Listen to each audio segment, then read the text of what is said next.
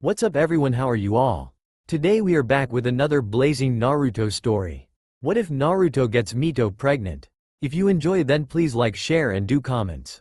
A long time ago, as mankind struggled to master its savage nature, a titanic struggle occurred between three powerful beings. Twin brothers, imbued with the power of the gods themselves, fought to free the world from the madness and tyranny of their corrupted mother.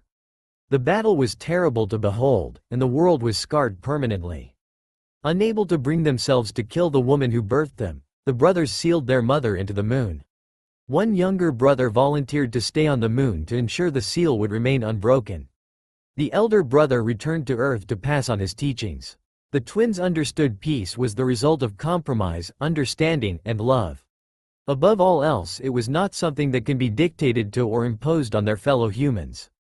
Humanity needed to come to terms with itself in order to reach that ideal, and the brothers knew that they would not live to see the fruits of their labor. Time passed, and mankind multiplied throughout the lands. Though he possessed unimaginable power, the elder brother slowly succumbed to mortality. He foresaw the power struggle which will most assuredly flow in the wake of his passing, and embarked on an audacious plan. Utilizing all of the knowledge at his command, he divided his power into 9 separate wells of power and fashioned them after mythical beasts. He commanded them to disperse into the world of man with the promise that they would all meet again one day in an indeterminate future. Weakened by the effort, the brother's physical body quickly faded and he passed from this world. Without his guidance, jealousy and resentment slowly poisoned his descendants and violence followed. In the decades and centuries that followed, the peace that the brothers had fought so hard and sacrificed so much for crumbled, and mankind forsook the plowshare for the sword. Dismayed at the petty strife that tore about nations and families, the tailed beasts followed their creator's bidding and dispersed into the human world. Some hid themselves in the untouched wilderness of the world and became lost in time. Others settled down in remote locations and were worshipped as deities by superstitious humans. Some were captured and turned into living weapons. The most powerful one of them all, the 9 Tails, was the one most dedicated to his creator's dream of peace. He prized knowledge and wisdom above all else, as he believed, much like his creator, that peace would only come once everyone understood and accepted each other. Kurama opened his eyes and narrowed them. It had been a long time since he had dreamed of the creator and his brothers. Kurama stretched his legs and yawned in the early morning light. For 2 centuries Kurama divided his time between the human world and the verdant bamboo forest he had come to call home. Kurama ventured out of the forest roughly every 10 years or so to personally satisfy his need for contact and observe the progress the descendants had made towards peace. On his last trip to the human world over a 2-decade ago, he had posed as a poor youth looking to make ends meet. Kurama staked out a roadside inn located at the outskirts of the forest and did odd jobs for the innkeeper. When a trade caravan paused at the inn to spend the night, Kurama persuaded the head merchant to take him on with the caravan in exchange for free labor. For nearly 3 years, Kurama toured all the major cities and towns in the world of humans. He sampled 1,000 different delicacies and made acquaintances with as many humans. At each stop he left proxies of himself, small copies of his essence shaped in his image, who raided the local library stacks for knowledge and lurked in the bars for the latest news and gossip. With a spy network whose loyalty cannot be bought and keeping him regularly informed, Kurama decided it was time to retire. Though he was amazed at the ingenuity and creativity of humans, he was also equally disappointed. The humans were capable of constructing monolithic structures that touched the skies and build ships capable of staying afloat in the roughest seas, but seemed unable to, worse yet, unwilling to, devote the same volume of effort into uplifting their less fortunate brethren. In nearly every major population center he visited, he saw desperate men, women, and children lurking in the alleyways. A population of dregs that had fallen through the cracks of society and now festered in its shadows. Kurama could feel the slow bubbling of resentment, ready to explode any moment. The final straw came when Kurama witnessed the corruption of his creator's gifts.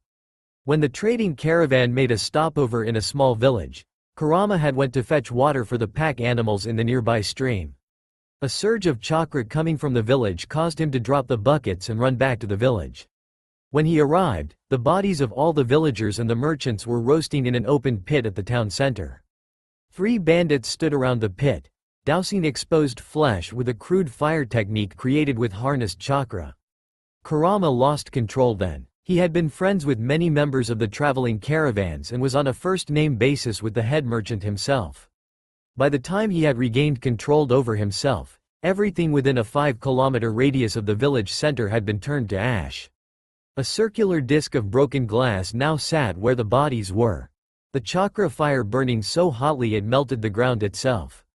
Unable to reconcile how far the descendants had strayed from the path of peace as well as ashamed of his loss of control, Kurama retreated into untamed forest, receiving periodic updates from his proxies. Every so often, a proxy would return and Kurama would drink up the accumulated experiences and knowledge like a wet sponge. Within a span of a few years Kurama accumulated over 1,000 years of social human interaction. Kurama grew wise in the ways of humans. He could tell without fail when someone was lying. He was adept at reading people's faces. A twitch of the mouth, a slightly raised eyebrow, a quickening of breath all spoke volumes about a human's intentions and motivations. Kurama mastered and perfected things in a single day that took lifetimes for humans.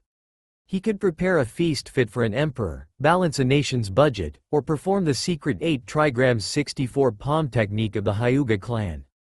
Nothing could be kept secret from the fox. He learned and learned and learned. Kurama trotted over to the clearing he was so fond of near the middle of the forest. The field was awash with red, white, and blue flowers dancing in the morning breeze. He found a small patch of grass and laid down before rolling on his back. It should be a while before another proxy returned and a replacement was sent out. He was content, at least for now, to watch the clouds go by. A familiar, yet malevolent presence penetrated deep into the forest.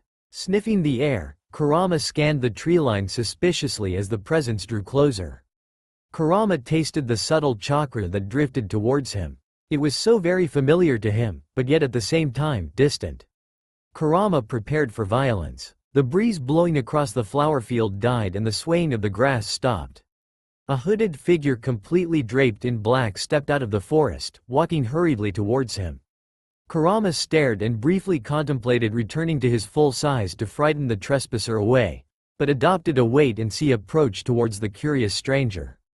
The man stopped 10 paces from Kurama, held out his hands to show he was unarmed, and sat down with his legs crossed. Kurama tilted his head quizzically. Who was this man? Despite his experiences, Kurama felt unsettled. Wait and see, his inner voice urged in spite of the thickening tension. The stranger's leathery, pale hands reached up from the robes and pulled the hood back. The hood gave way to a man with a pale that looked like he was in his late 20s. He had long, black hair that jutted backwards like jagged spikes. Black eyes accompanied by a small nose and a thin, false smile rounded out the stranger's sharp, angular face. Kurama did not like the man's false smile. It was the type of smile he had seen in his countless memories. It was a lie, a method to placate a victim of imminent treachery. My name is Uchiha Madara, the man stated gravely. I have come to you, great demon, to seek your aid and bring about peace to my village. The Uchiha clan, one of the direct inheritors of my creator.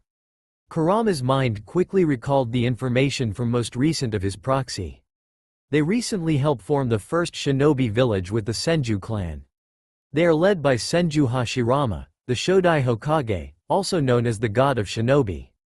Kurama was very well informed. How is it they have already fallen into conflict? He asked himself. Baffled by what was asked of him, Kurama asked, and how exactly do you want me to aid you? Madara responded, I need your power. I wish to use your power to defeat a man I once called my brother. When Hiroshima Senju is defeated, I will be the undisputed leader of the village. No one would dare to disturb the peace I bring. Kurama shook his head. I refuse. He said flatly. So predictable, so pitiful. Madara lost the false smile he was wearing. His face reddened as shouted, Why? Why do you refuse me? Is promise of peace not a worthy cause? Kurama stood on all fours as he readied himself to depart. This Uchiha was an echo, a reflection of the madness his creator had fought so hard to lock away. How can you call what you want peace when you impose your will on people? The peace you seek to create is a byproduct of a world without color and hope. I refuse. Madara was stunned by this response. Kurama turned and started walking towards the forest depths while Madara muttered something to himself. "Wait!" Madara shouted. Kurama looked back at the deranged man as the air grew heavy from massive killing intent. "I will not be denied." "Sharingan!" Madara screamed. Kurama stared in fascination as the whites of Madara's eyes shifted to blood red. Before he could avert his gaze, a massive wave of unreality hit Kurama. The world around him started to spin and he lost his footing. Kurama stumbled and lay panting in the grass as invisible forces tugged and pulled on his mind. What are you doing to me?" Kurama panted. He saw a shadow of a blurred form standing above his body. "I will have your power, demon, with or without your cooperation." Madara spat and leaned in close. "Your will is mine now," he whispered before breaking into an empty laugh. "Never," Kurama whispered defiantly as he felt his consciousness getting heavier, his control weakening. "That's it, demon, let your true form out." Madara tossed back his head and laughed. No. Kurama felt reason evaporate as his eyes glazed over. Kurama was getting angry. Very angry. He needed to destroy something. Madara smiled as he watched the demon fox grew to its original size. Raw, burning red chakra radiated off the fur in waves, the very air rippling outwards with heat. Lumps of raw chakra rolled off the body and dripped to the ground. The hateful chakra withered the ground it touched and sank hissing into the soil. The small field of flowers now ablaze from the heat wave as the inferno spread outwards. Frightened birds took to the skies as the demon fox growled loudly.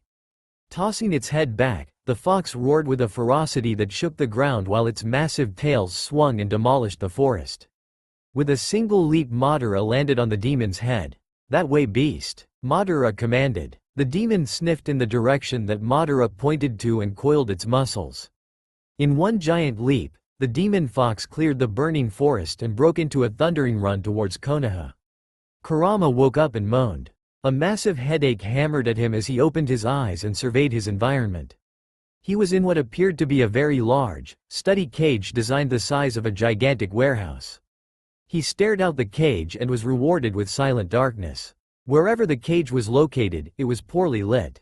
Kurama extended a single paw towards the gap between the bars. Before his paw reached the bars, however, a series of small green glowing inscriptions materialized in the air. An invisible barrier rippled into existence just before Kurama's paw reached the inscription. Kurama frowned and pushed harder. The barrier yielded slightly before Kurama realized his mistake. The inscriptions, which previously glowed a neon yellow, now started flashing red. Kurama watched in fascination as the small inscription extended all around the cage and crisscrossed the bars. The inscription flashed faster and faster, then completely stopped as lightning discharged inwards. Kurama howled in pain as pure electricity wreathed his body. His pride wounded, Kurama shrank himself down to human size and approached the bars cautiously. He moved to what appeared to be the cage door, and experimentally placed his pawn on the invisible barrier again. The inscriptions appeared as they did before. Having learned his lesson the first time, Kurama pulled his paw back. The inscription stayed green, then vanished after 10 seconds of inactivity. Kurama narrowed his eyes and sat on his haunches. He activated the barrier seal with his paw once more, this time examining the symbols closely. A 12-symbol crystal zodiac seal with a 6 celestial guardian seal overlay. The only people talented enough to do this belongs to the Uzumaki clan from Whirlpool Country. As if summoned by the very thought of the clan, a young woman materialized quietly in front of the cage door. She had red hair tied into buns at opposite sides of her head. 2 seals hung loosely off her buns. The woman also wore a small copper crown on top of head and was dressed in a white kimono with a green undershirt. Kurama stared at her as the young woman bowed. "My name is Uzumaki Mito, second head of the Uzumaki clan." She continued in a formal voice, "Wife of Senju Hashirama, Shodai Hokage of Konoha." Senju. Ah. Kurama put 2 and 2 together. If you truly are of the Uzumaki clan and wife of Hashirama, then it means Uchiha Madara did not achieve the victory he was looking for. Kurama spoke evenly. Mito straightened and appraised Kurama with a careful eye. "If you do not remember his defeat, then does this mean you were under his control?" Kurama grimaced and nodded. his pride having taken one too many hits today. "May I ask how I was defeated?" he inquired. "My husband is proficient in all 5 nature transformation as well as yin and yang releases," she stated proudly. "But his true strength lies in his ability to combine earth and water elements to form the wood release. He was able to utilize the wood release to temporarily incapacitate you before killing Madara." Wood release. This explains how the village was built so quickly. Kurama was impressed and pleased simultaneously. Senju Hashirama was someone his creator could be proud of, not because he was talented, but because the Shodai Hokage had taken that tenuous first step towards peace by using chakra to benefit, rather than dominate his fellow man. "He is worthy," Kurama thought to himself. Kurama bowed his head in submission to a very surprised Mito. "Please convey my thanks to your husband. Not only for freeing me from Madara's control, but for using chakra to benefit mankind." Mito nodded, then narrowed her eyes. "I thought you would be angry at your imprisonment." She waved to the cage as she changed subjects, "but you don't seem to be bothered in the least bit." Kurama snorted, "I know about 5 different ways I can break out of this prison. All of which will either drive you insane or kill you outright." It was true. One of his previous proxies had spent 4 years at the Uzumaki main clan house. Mito's face paled. Kurama continued without any hint of malice, "However, since I am indebted to your husband for freeing me, I swear I will not attempt to break the seal that binds me to you. I won't ask you to free me either, as the answer is most likely no, and there are numerous political and military advantages in letting the world know your village possesses a Jinchuriki. I have 3 conditions you must meet, however." Mito tensed. The fox was dangerously clever, if not brutally honest and straightforward. "What are your conditions?" Kurama answered. "The first condition is that you must lend me your senses. I want to observe your kind and see this piece of your Shodai Hokage. And before you ask, no, I'm not a pervert and I'm not going to spy on your intimacy." Mito blushed. "My second condition is for you to visit me whenever you can spare the time. It has been a very long time since I have met someone I respected." Mito's face reddened more. "And lastly, can I get a change of scenery, please? I know for a fact you mortals have a good sense of imagination despite the size of your brains." Mito chuckled at the slight against her kind. "I agree to your conditions. Please wait a second." Mito closed her eyes. The darkness gave way to flat dirt stretching as far as the eye can see in all directions. The cage bars retracted into the ground as the bottom of the cage sank beneath the soil. Stars winked into existence as rain fell from the cloudless sky. The dirt darkened as moisture sank into the ground, the smell of water filling Kurama's nose as grass sprouted beneath him. Brow saplings sprouted from the ground and raced towards the sky. The once skinny saplings thickened into tree trunks as branches covered and shot out of the tree trunk. A series of gentle puffs filled the air as green leaves burst outwards out of the once barren trees. Mito opened her eyes. Kurama nodded his approval and curled up in the grass. "Thank you, this is much more tolerable." Mito bowed and shimmered out of existence silently. True to her word, Mito visited Kurama every week to go over the latest events in the world, though he already knew most of what had occurred given he had access to Mito's senses. Overly formal at first as befitting her station, Mito relaxed her guard around Kurama over time. Even though their conversations often devolved into a verbal sparring match, neither would admit they enjoyed their little contests. During one of the earliest conversations Kurama had with Mito, he asked her what the purpose of the shinobi was.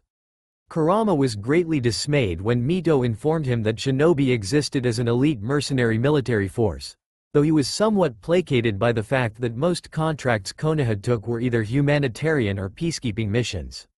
Every so often there would be an assassination contract, but Kurama was soothed by the fact that almost all of those contracts were for bandit leaders and other unsavory human characters who had made the mistake of angering powerful people one too many times. Kurama was also greatly surprised to learn that shinobi were supposed to be stealthy. Every shinobi he had encountered through Mito's eyes had a propensity for engaging in loud, flashy attacks in broad daylight, contrary to the shinobi code Mito had explained to him before.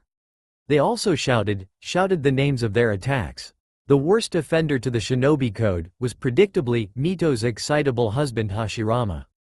Mito had shrugged off Kurama's question in embarrassment, and was thankful when Kurama chose not to press the issue further.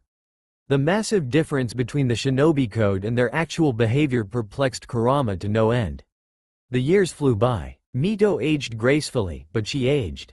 Her red hair faded to brown and her pale, smooth skin gave way to wrinkles and age spots. She was no longer capable of moving with the same grace she once had. Kurama knew the time of their separation was fast approaching. It was an inevitability he dreaded as he greatly enjoyed her company in the past decades. The forest in the mindscape aged much as Mito did. The lush, green leaves dried and turned into a riot of red and orange. Leaves broke off and fell to the forest floor by the dozens when the wind blew.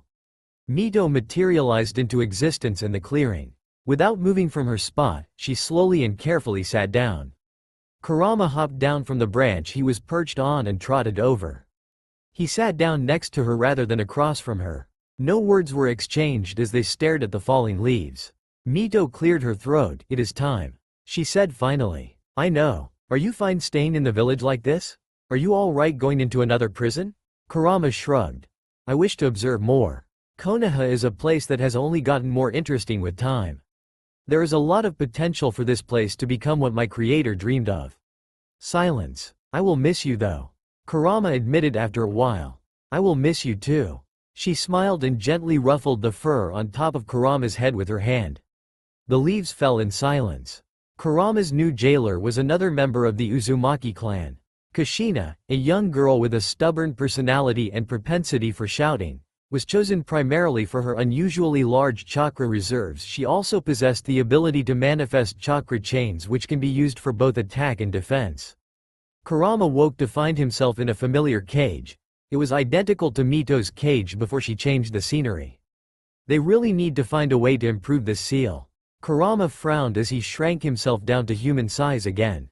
A prisoner would be more likely to cooperate if they were given the carrot rather than the stick. As if summoned by his complaints, Kushina popped into existence in front of the cage with a small bang. She was short and slender, with violet eyes and fiery red hair that was typical of the Uzumaki clan. She immediately started shouting, "I'm not afraid of you, demon fox. You're my prisoner now and you better stay on your best behavior or else." Kurama stared in silence. She had a lot of spunk, he'll give her that. He hated spunk. Kushina returned his stare and crossed her arms. "Well? Don't you have anything to say?" Kurama turned his head and laid down facing away from her. "Whatever you say," he said flippantly. He felt a small surge of anger emanating from her at his blatant dismissal. "You're not quite like what the others say about you," she stated after her anger receded. He chuckled, but turned to face her. She had her arms crossed and she stared into his eyes without fear. "My reputation tends to be exaggerated. A lot of your kin tends to find convenient excuses to disasters. I don't really mind if it helps them cope with the harshness of this world, but you should know I'm not really the kind that flips mountains upside down and burning down villages." That last bit was only partially true, but Kushina didn't need to know details. She considered what he said for a minute. "Sorry, I take back what I said," she offered. Apology accepted. Kurama sat up again. Now he was getting somewhere. "It really isn't in my nature to stir up trouble, just so you know. However, there are 3 things I need you to do for me." Kushina stayed impatiently silent. Kurama laid out the same conditions he had set for Mito.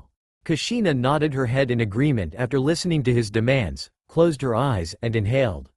As Kushina exhaled, the cage bars fell outwards onto the ground while the cage ceiling flew upwards into darkness. A trickle of water flowed from Kurama's left and grew into a gentle flowing stream between the two. The sky brightened into a vivid hue of orange and red, the fading light of the sinking sun reflecting off of the lazy clouds. Grass sprouted from the brown soil in all directions. Green stretched as far as Kurama could see. Kushina opened her eyes. "Better?" she asked. "Better." Kurama nodded. "Come visit me again sometime, kid. You might be surprised at how smart I am," he bragged. Kushina stuck her tongue out at him. "See you later, Mr. Fox." Kurama smiled. "The name is Kurama Brat," he yelled as Kushina poofed out their shared space. Kushina never truly grew out of her personality. She was loud, brash, and prone to violent confrontations. She had just about the same subtlety as a crate of Class 2 exploding tags. More often than not, the only solution Kushina had for her problems was an application of overwhelming force behind a closed fist. Despite his initial dislike of her, Kurama gradually warmed up to her as she was unabashedly honest in everything she did and everyone she met. Things changed after her attempted kidnapping by Kumo Nins, however. Kurama had watched helplessly as Kushina was marched away from Konoha and bound by specially inscribed chakra-suppressing chains. He had been racking his brains for a way to temporarily nullify the imprisonment shield without harming her when a yellow flash appeared and single-handedly defeated all the enemies. Kurama got a good look at Kushina's savior. He was a slightly tanned man with blue eyes and golden hair held back by his forehead protector. He had a sharp face which oozed of confidence. The yellow flash indeed, Kurama thought. It wasn't really surprising that Kushina fell head over heels for Namikaze Minato. What did surprise Kurama was when Kushina approached him for help. Kurama. The disturbance woke Kurama out of his half-nap in between the grass. He uncurled himself from his sleeping positions and stretched. Kushina tapping her feet impatiently, as he trotted over. "You don't usually visit me on weekdays. Is something bothering you?" he asked. It was true. She only ever visited him on Sundays. "Yes. No. I mean, I need your help." She looked down as her cheeks flushed. She never asked for his help before. Not ever. Kurama realized she had swallowed her pride for this, so he chose not to mock her. He'll have his fun later. "So what can I help you with?" he asked, now more curious than anything else. "Well, I need your insight." She trailed off. Which tells me absolutely nothing. Kurama thought. But if she is dancing around the issue like this. Is this about Minato? He ventured. "Yes. No. I mean, maybe?" Kurama groaned. "This will take a while." Kurama rolled his eyes and started trotting away. "If you don't tell me exactly what you need from me, then stop wasting my time." He was halfway back to his favorite napping spot when he felt her anger boil over. "I need your help to get Minato. I mean, get Minato to like me." "There, I said it. Are you happy now?" she screamed at him. Her face was fast approaching the color of her hair and she was breathing heavily from yelling. Kurama turned and trotted back. He sat down on his haunches facing her. "Yes," he said with a smirk. A large wave of unrefined killing intent spilled out of Kushina and hit like a sledgehammer Kurama. Kushina?" he asked nervously. Kushina's violet eyes disappeared behind a white haze as her face darkened. She eased into a combat stance as her feet spread apart and she hunched over slightly. Her hands dropped down to her side and she clenched them into fists. "Is this a new bloodline development?" Kurama asked himself. The hair that Kushina normally wore down took on a life of its own and rose and bobbed behind her independently of each other. Chakra chains emerged behind her and reached up and to her side. The sharp stakes bobbed up and down as they oriented themselves at Kurama. Faint traces of blood trickled between her fingers, a testament to how hard she was clenching her fingers. The normally lazy, afternoon sunset Kurama had grown fond of darkened as clouds swallowed up the sky. Lightning struck and cratered the landscape. Wisps of white smoke rose from the soil and congealed into arms, pulling Kurama into the ground as the soil shifted into faces contorted in agony and howled. Kurama panicked. He spoke quickly, trying to keep his voice even and failing badly. In an instant, the angry dark clouds dissolved into the air and uncovered the lazy sunset. The faces in the soil disintegrated and the arms dispersed into the grass. "Oh, is that so? I'm so glad you've decided to help me." She closed her eyes and smiled while clapping her hands together. The chakra chains retracted quickly and her fiery red hair fell lifelessly behind her. A trickle of cold sweat ran down Kurama's back. His life had flashed before his eyes. "Let's start with what we know." Kurama started, eager to avoid a repeat of the raw terror he had witnessed. "Do you know if he likes you?" Maybe?" She blushed as she twirled with one end of her hair between her hands. Kurama rolled his eyes. Again, Kurama with his forelegs crossed together, deep in thought. If the attraction is mutual, why not start by cooking him something as a token of appreciation? I've often heard humans say the way to a man's heart is through his stomach. Kushina slowly nodded her head. "That's not a bad idea. What should I make for him?" she asked. "What does he like? Do I really need to ask this? Is she dumber than I thought?" "I don't know actually." Kushina frowned. "Why not bake some brownies then? You humans seem to have quite the fondness for sweet treats." Kurama suggested. "You really think he will like brownies?" She was warming to the idea. "I'm sure he will like it since you made it for him." Kurama encouraged. Great, thanks for your help, Kurama. She puffed out of existence so quickly Kurama didn't even have a chance to respond. Maybe I should have asked if knows how to cook. Kurama pondered. Well, it's just brownies. How bad can it be? Kushina Uzumaki stomped down the street. People scrambled and gave her a wide berth. They knew that look. Someone or something was going to be ended soon. The brownies had been a disaster. It's not my fault that you set your kitchen on fire. Kurama whined inside. I didn't know it was possible to set cocoa powder on fire. Kushina was in the middle of snarling a retort when she collided with something and fell back on her butt. Hey, watch where you're going, she shouted as she rubbed her bottom. I'm sorry, but you were the one that invited me over, you know. A familiar voice said. Kushina looked up to see a smiling Minato offering her his hand. Kushina blushed, her anger all but forgotten. She took Minato's offered hand and hauled herself upright. So, what are you doing out here? Minato asked. I'm hungry. Let's go get dinner, it will be my treat. Kushina said hurriedly as she grabbed Minato's arm and started dragging him away. Minato turned his head back and squinted down the street in the direction Kushina came from. Is there a fire in your apartment building? Shouldn't we go back and check it out first?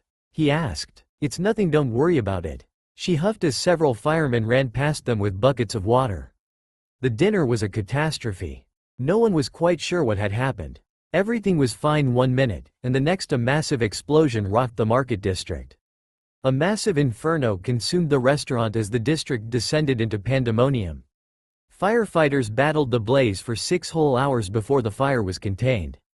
Konoha General Hospital was filled to capacity with shell-shocked survivors and walked wounded, the scene reminiscent of the darkest days of the Second Shinobi War. The local police station received 2 new patrons that night. Minato sat one cell, shocked to silence. He had been charged with disturbing the peace. Kushina sat with her head lowered, shame in the adjacent cell. She is charged with multiple counts of disturbing the peace and aggravated assault. She also needed to pay a fine for headbutting one of the dogs belonging to the Inuzuka clan that had been out for a walk. After an hour passed, Minato managed. Well, you certainly know how to show me a good time. Kushina's head lowered further in shame while Kurama roared with laughter on the grass in the mindscape. A gentle earthquake in the mindscape startled Kurama awake. That's different, he thought. Worried, Kurama accessed the shared senses. Her eyes were closed, but Kurama could hear heavy breathing. Kurama kept their link open until Kushina opened her eyes. He caught a flash of a familiar golden hair in her vision.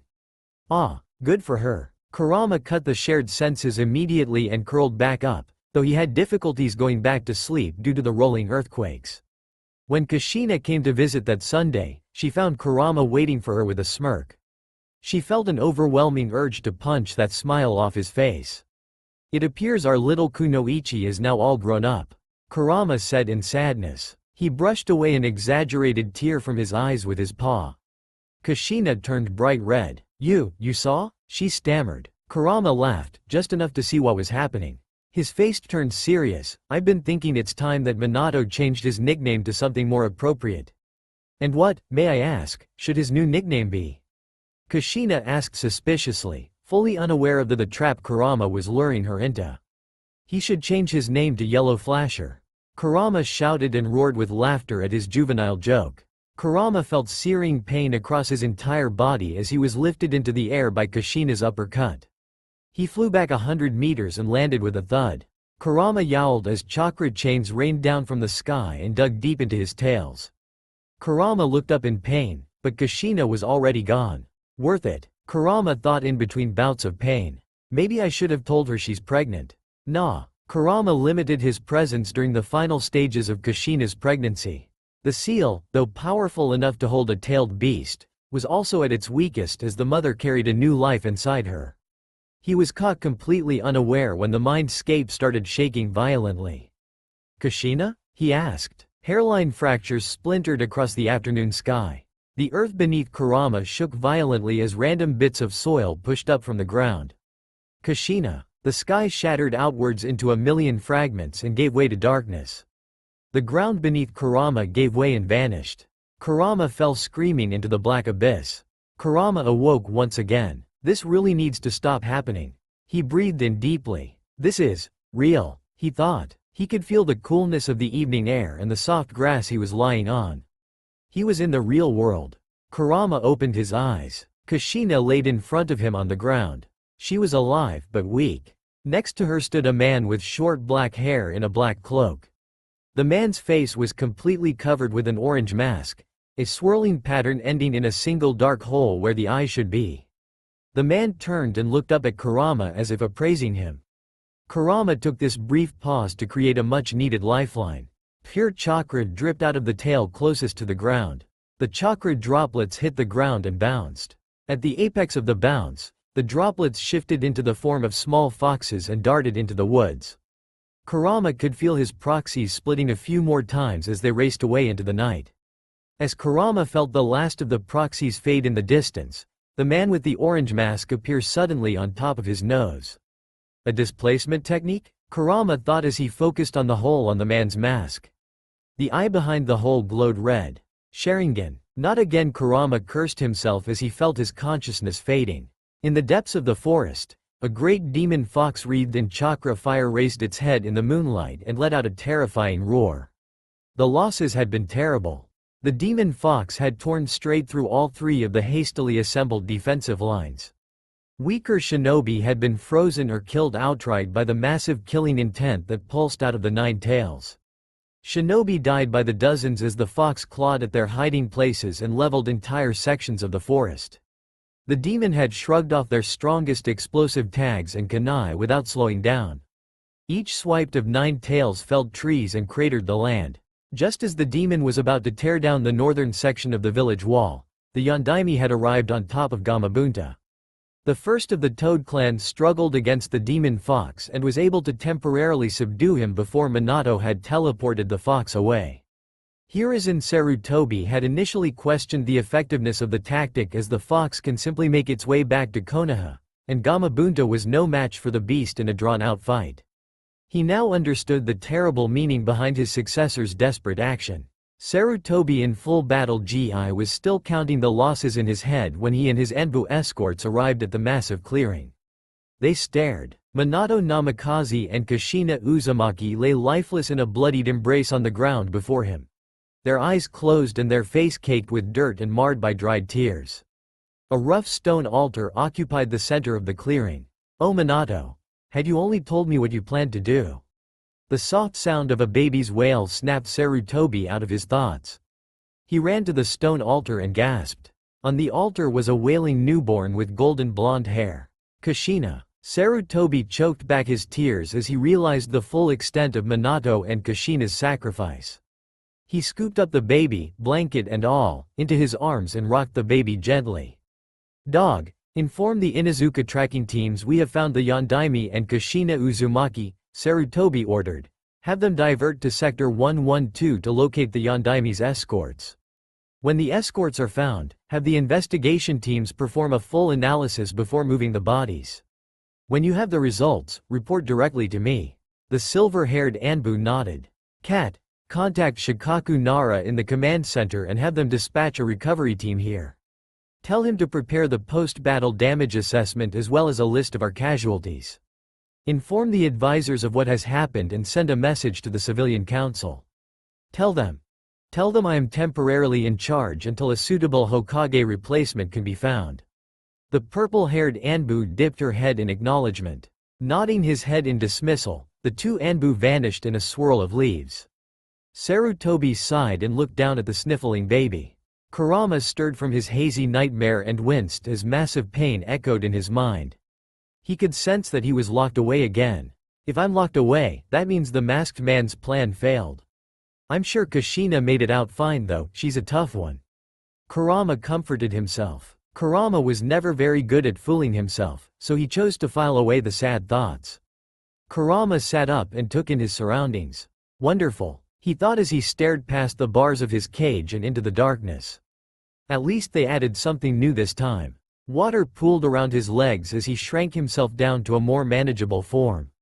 Kurama examined the inscriptions on his cage as he pressed one of his paws against the bar.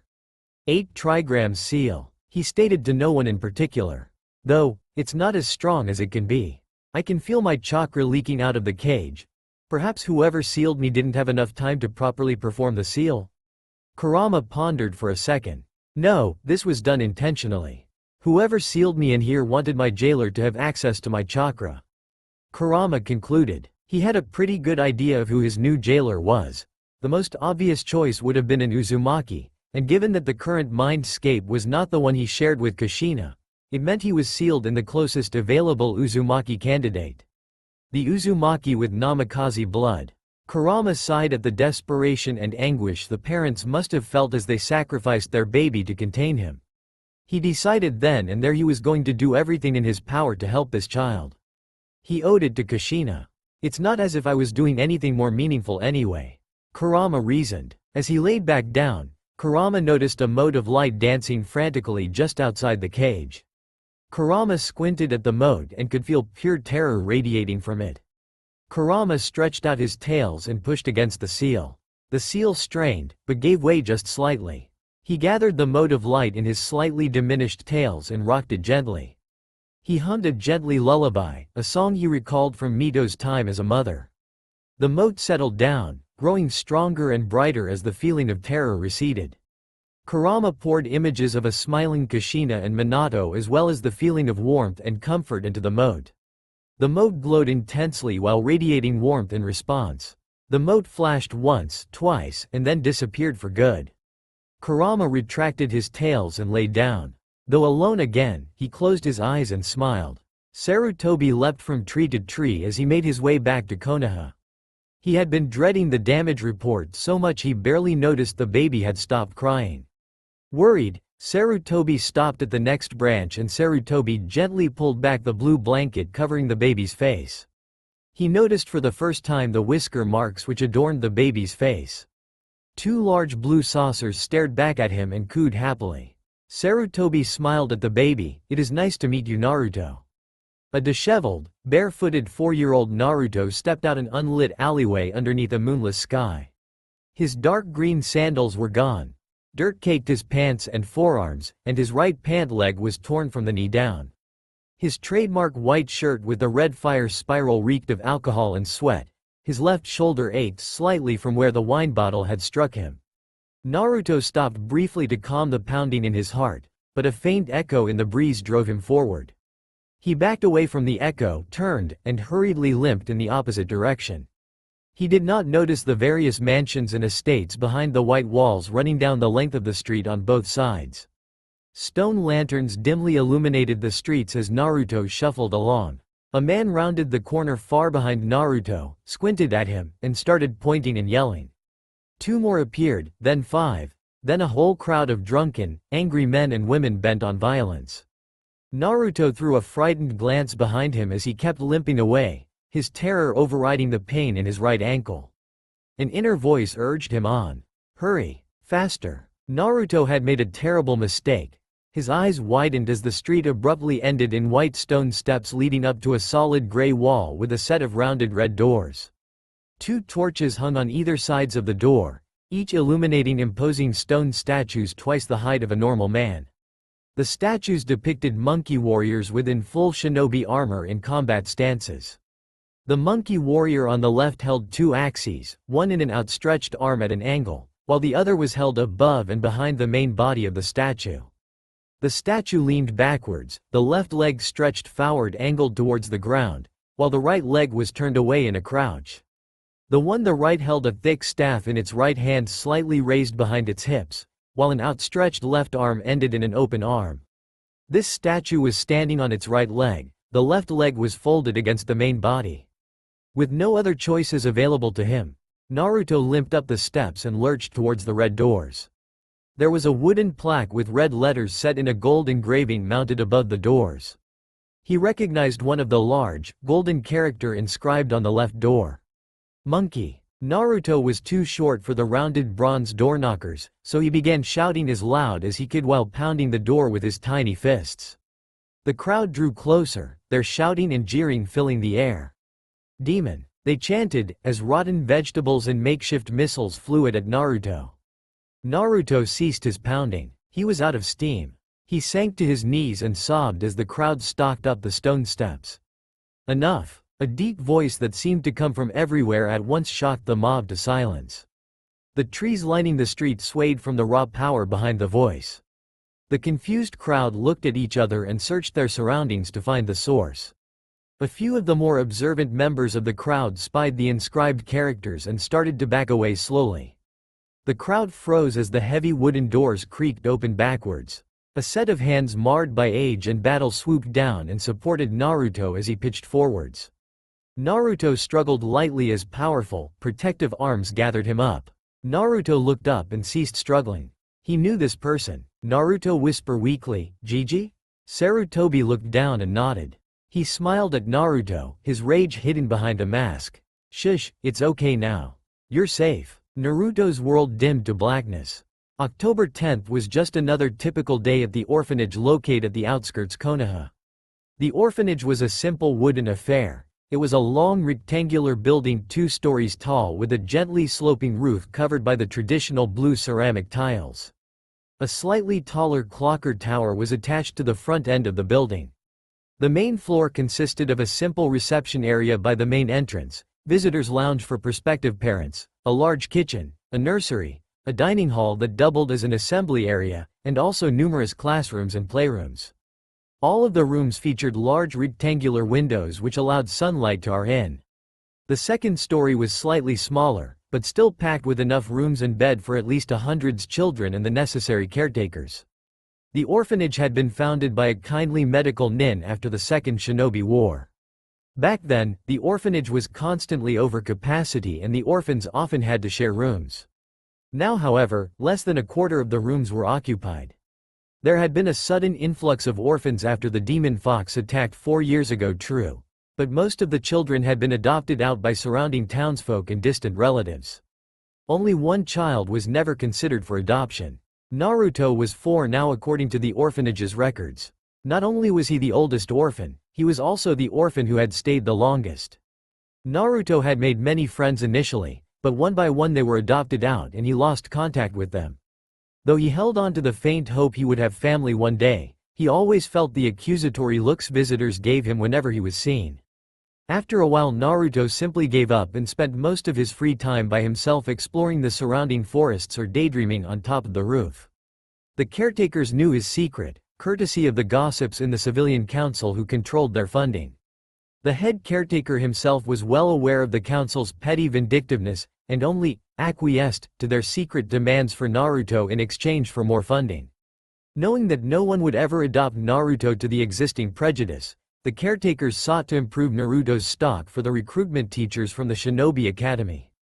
The caretakers punished Naruto for the smallest infraction according to the wishes of the council by making him do chakra molding exercises.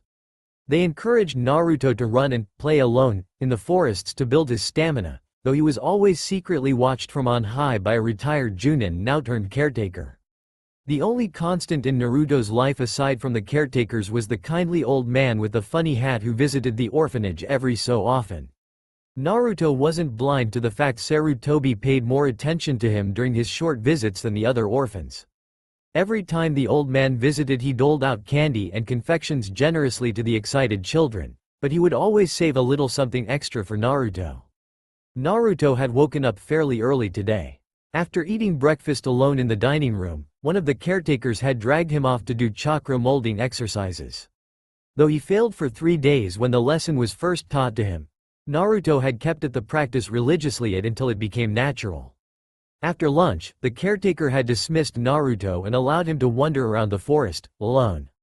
Naruto had spent an hour swimming in a pond he had found on a previous excursion, and spent the rest of his time chasing rabbits and other small woodland creatures.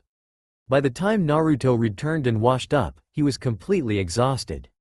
He shoved dinner into his mouth quickly in the dining room and dove into soft embrace of his bed before the sun had completely set. Hours later a muted thump pulled Naruto out of his dream. Naruto yawned as he sat up and stretched his arms into the air. Thump. Curious, Naruto swung his feet off the bed and stood up. He crept towards his window, keeping his ear alert for the source of the noise. Thump, thump, thump. The fresh evening air flowed into his room as Naruto threw open the window and looked towards the source of the noise. He was dazzled by the light show before him. Off in the distance, multiple missiles screamed in the air as they arced towards the black evening sky. At the peak of their arc, the missiles exploded into a million multicolored pieces that fell back towards the earth. "It's so pretty," Naruto gaped. His curiosity piqued. Naruto quickly changed out of his pajamas and slid into his white shirt and orange track pants. After tightening the straps on his sandals, he pulled himself up over the window edge and onto the roof. He scrambled quietly across the blue clay tiles against the second-story wall and made his way towards back of the building. Naruto wrapped his body around the small metal drainage pipe and slid down quietly, careful to not attract any attention. He crouched low as he hit the ground and stayed silent, listening for any signs of discovery. After a brief pause, Naruto grinned and sprinted out across the open yard. He ran towards the source of the spectacle, his nervousness all but forgotten at the prospect of something new and exciting. Naruto could scarcely believe his eyes. In front of him, past the lines of bushes he hid in, was the largest collection of people he had seen his entire life. The festival was a relatively new event that came to existence a year after the Great Demon Fox was defeated. Originally marked as a memorial event for the shinobis who gave their lives valiantly in defense of the village, the day was appropriated by greedy villagers who had hoped to capitalize on the event and turn a quick profit. They were successful beyond their wildest dreams. Subsequent festivals grew louder and gaudier, with more and more people showing up to enjoy the spectacle. The event itself was located in the village center, a circular, stone-paved area with multiple streets intersecting and branching off from it. Trees and bushes lined the outer perimeter of the circle, while stings of paper lanterns hung from one wooden post to the next and brought light to the moonless night. The centerpiece of the festival was an effigy of the demon fox hanging from a large wooden pole with a rope tied around its neck in the middle of the village center. The effigy itself was crudely made. It was a series of sacks stuffed with dried leaves and compost, stitched together with all the skill of an underworld surgeon and hung by the neck over a large pit. A poorly drawn face with a comically sad frown adorned the head of the effigy. Were it not for the fact there were 9 long sacks stitched to the torso, one would have been hard-pressed to identify the exact source of inspiration. Upon seeing the crude effigy, a wave of amusement washed out from inside Naruto. Multicolored stalls surrounded the stood next to the trees and lined the streets. The stalls had everything from freshly grilled meats and fish, rigged games with large printed signs that read, "No chakra," to deter any shinobi from clearing out the stock, to peddlers that sold sparklers, animal masks, and assorted decorative trinkets. Naruto's own stomach growled as the aroma of grilled chicken reached his nostrils. He licked his lips and looked on hungrily. Naruto stared at the festival goers and studied them. There were people of all shapes and sizes. Some were tall and skinny, some short and fat. Most had black or brown hair, though one particular female had pink hair pinned up with a golden headpiece. Some wore traditional kimonos as well as multicolored yukatas. Others wore denim shorts and t-shirts. The people he saw held onto each other, laughed themselves silly, and shouted with excitement at impossible games of chance. Naruto's throat tightened. Despite the festivities playing out before him, he felt as if he was the loneliest person on the planet right then and there. "Why can't I have this?" he asked himself. Abruptly, Naruto tore his gaze away from the crowds and stared at the sky. He could not understand why he was different, why he was hiding in the bushes instead of standing in the street like everyone with this line of thinking.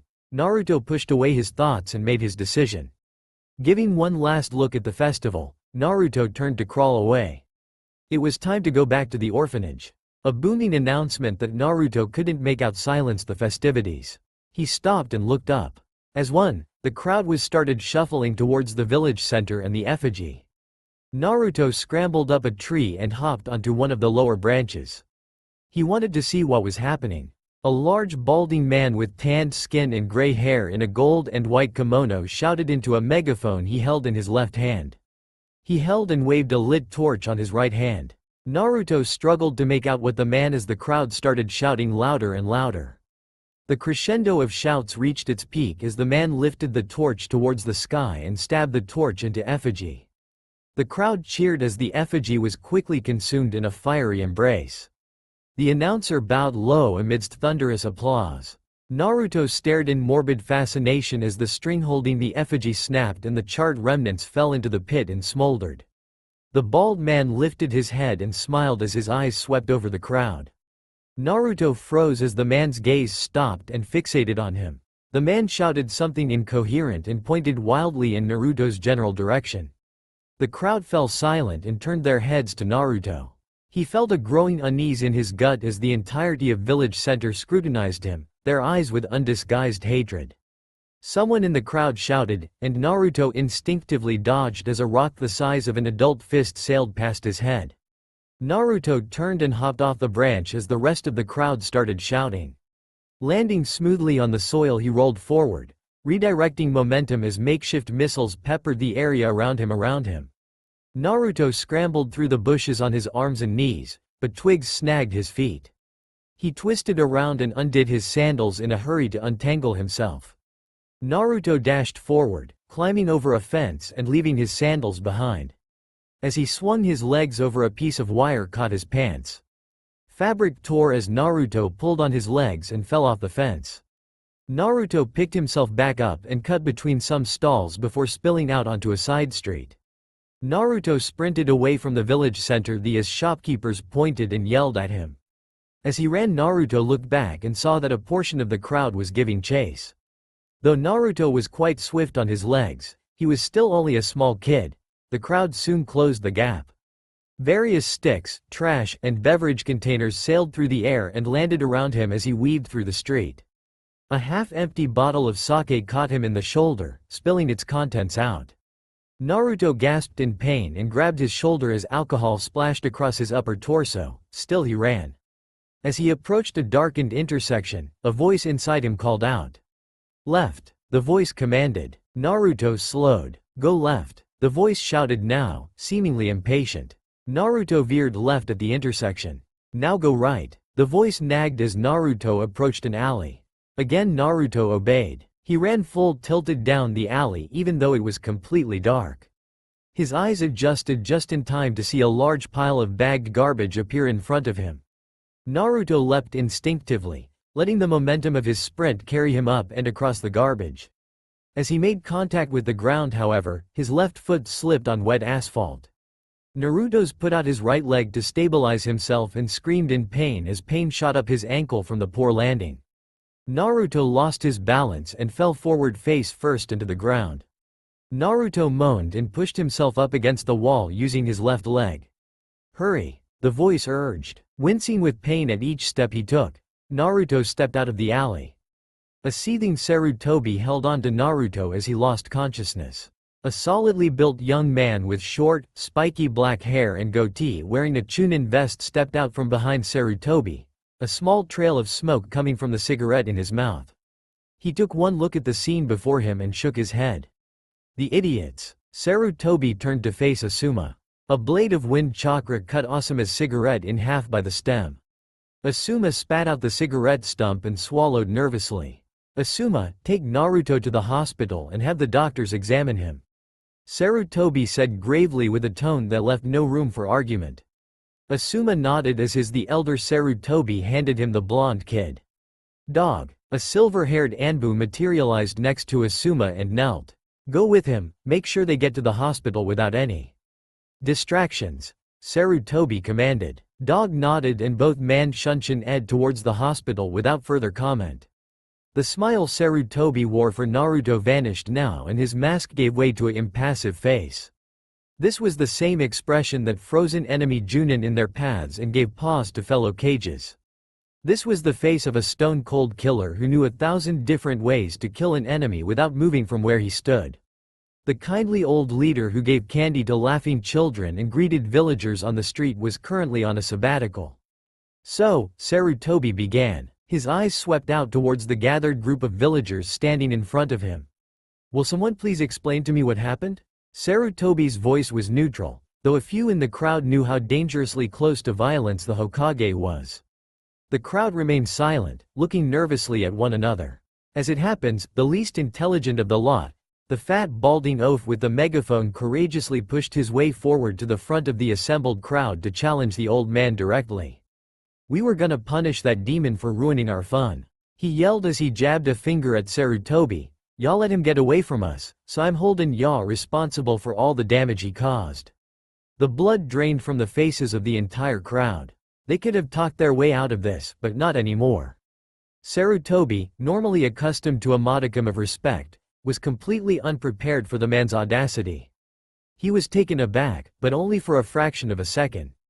"And just how did Naruto ruin your fun?" he inquired. "He was there." The oaf responded loudly, as if that was somehow a sufficient explanation for everything that had happened. "Can you be more specific?" Sarutobi pressed. "He was there." The oaf screeched as Sarutobi gawked at him. He was there when he shouldn't be.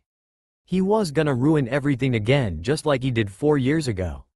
So I was going to put the demon down like he should have been from the very start. The man continued, "The demon's only alive 'cause dat goddamn failure of the Hokage ain't man enough to kill him, and now he's dead 'cause of his stupidity." The crowd gasped. If there were buttons to anger Sarutobi, the oaf would be slamming on all of them with a giant mallet hammer. Sarutobi scanned the faces of those in the crowd. Everyone backed away from the man. "What's Amata? You not man enough to look at me in the eyes? Yar just a washed up has been wiping up the failure's shit." The oaf spat. Without warning, a massive shockwave of killing intent exploded from Sarutobi. The typhoon of raw power pushed the entire crowd face first onto the ground while kicking up dirt and swaying trees. Building foundations as far as the outskirts of Konoha shook lightly, causing windows and doors to rattle in turn. Startled birds took to the night while panicked animals cried.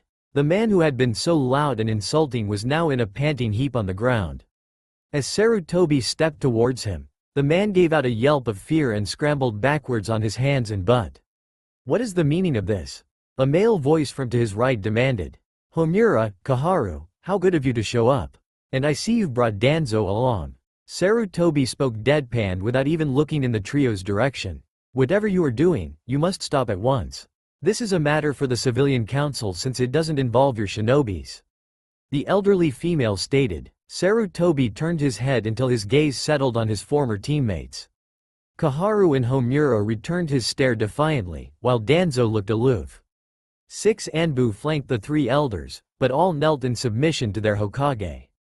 "Is that so?" Sarutobi said sweetly. "Well, why don't we convene the council right now then?" "Right now?" Before Kaharu could lodge any further protests, Sarutobi's left hand shot out from underneath the robes. He pointed to the crowd with his hand, then pulled his hand close his face as he balled up his fist. The Anbu vanished from where they knelt and reappeared in a hexagonal formation around the crowd. As one, they flashed through a long series of hand signs and collapsed their hands together. Suiro no Jutsu. Sarutobi felt the air drying as the moisture was sucked towards the middle of the crowd. A small droplet of water appeared, growing steadily and swirling quicker and quicker. The water prison grew larger, trapping more and more of the recovering villagers. Sarutobi stared as the trapped villagers struggled to hold their breath. Kaharu screamed, "Stop this at once, Sarutobi." Sarutobi ignored her. "Take them to the council chambers," he ordered. The 6 Anbu walked towards the Hokage Tower, each contributing to the integrity of the water prison with one arm. Sarutobi turned to look at the 3 advisors. Kaharu's face was red with anger while Homura shook his head in disapproval. Danzo remained aloof, but his face gave the smallest hint of a smirk. He always did enjoy putting the civilians in their place. Sarutobi mused. "I will summon the council." Homura stated. "You better hurry. I don't think those villagers can hold their breath for too long." Sarutobi tossed back as he walked away. Danzo followed. Homura and Kaharu's went white as realization hit them and ran off unceremoniously. Sarutobi stood in front of his chair in the council chambers with his eyes closed. Danzo sat one chair away to his left, blissfully silent with his thoughts to himself. The Anbu stood off to the right, maintaining their water prison in silence and occasionally blowing a bubble of air into a large ball of water. The council chamber was a carpeted, round room furnished with a large circular oak table and almost 24 wooden chairs. The walls and ceiling were painted in beige, while 3 large portraits of the previous Hokages hung behind Sarutobi's chair. The room was illuminated by off-white light bulbs, a fairly new invention out of Lightning Country that was still in evaluation stages. Across from Sarutobi, a set of double doors were thrown open with a bang. Civilian councilors flooded into the room, shouting and pleading at Sarutobi. The military council walked into the room casually, apparently unconcerned with the sight before them. They took seats while the councilors remained standing and continued their individual tirades. "You have no right. This is a matter for the..." Sarutobi exhaled and opened his eyes. "Sit," he commanded. The shouting continued. "Sit," he stated as a massive killing intent blanketed the room. The councilors found their seats quickly, much as school children did in the face of an angry headmaster. Homura and Kaharu refused to look at Sarutobi as they took their seats to the left and right of him. "Good, we can get started now." Sarutobi smiled without any warmth and nodded to the Anbu. The Anbu withdrew their arms and ended the jutsu. The prison collapsed violently, spilling water and villagers everywhere. Councilors jumped up and shouted in dismay as water splashed onto their robes and other decorative trinkets. Sarutobi repressed a grin. One of more dignified councilors spoke up. "Please, Hokage-sama, what is the meaning behind this display?" he asked. Sarutobi spoke. "As you know, today is October 10th, the 4th anniversary of the Kyuubi attack. While this is certainly a cause of celebrations, a citizen of Konoha was attacked tonight." Dead silence as shock reigned gathered councilors. "Who was attacked?" a different councilor asked. "The demon." A shout came from the crowd of shivering villagers.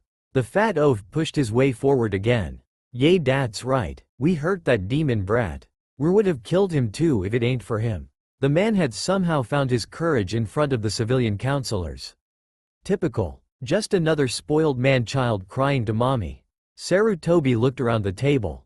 The Shinobi War Council simply stared in shock at the man's audacity. A good portion of the civilian councilors shook their head in disapproval at man's impertinence and complete lack of respect. Never mind, he just admitted to assaulting a child, demon container or not.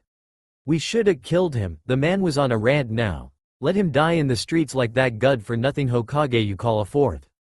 Everyone in the room gasped. No one was stupid enough to think Konoha could have escaped harm without the sacrifice of the Yellow Flash.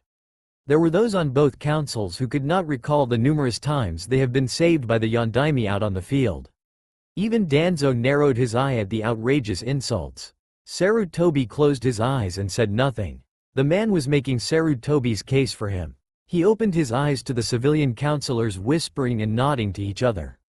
As the whispering ceased, the councilors sat up straight and locked their gazes on Sarutobi. A gray-haired representative clothed in a white kimono stood up. "Hokage-sama," he addressed Sarutobi. "The civilian council does not approve of any attack on a fellow Konoha citizen.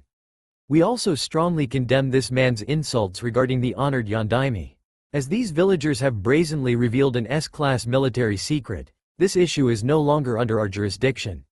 We turn these villagers over to you for judgment and hope you will find it in your heart to be lenient."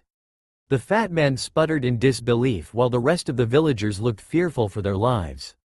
The rest of the civilian councilors stood bowed to Sarutobi as one. Sarutobi bowed back as the councilors began to file out of the room in silence. Kaharu and Homura sat with their mouths open, unable to comprehend the fact their little scheme to undermine the Hokage's authority had failed so spectacularly. Danzo cleared his throat. Sarutobi turned. "Do you have something you wish to add, Danzo?" "With your permission, Hokage-sama," Danzo began. Sarutobi narrowed his eyes. The deference Danzo was showing meant he wanted something. "I would like to personally question these upstanding citizens. I want to be absolutely certain that there was no evidence of instigation by a foreign power." He paused before continuing. "I'm also sure there is much I can do to help these citizens from making the same mistake again." Ah, Sarutobi understood now. Though Danzo and Sarutobi did not always see eye to eye, they both cared for Naruto in their own ways. Sarutobi cared about Naruto because he was a favored grandchild and the village owed him a great deal for he and his parents' sacrifice. Danzo cared about Naruto much the same way a samurai carefully looked after his swords. Sarutobi correctly read Danzo's hidden meaning. "Let me handle this for you. These fools need to be taught a lesson that you can't be seen teaching." And Danzo was truly angry. A bunch of drunken village idiots had nearly cost Konoha an irreplaceable military weapon.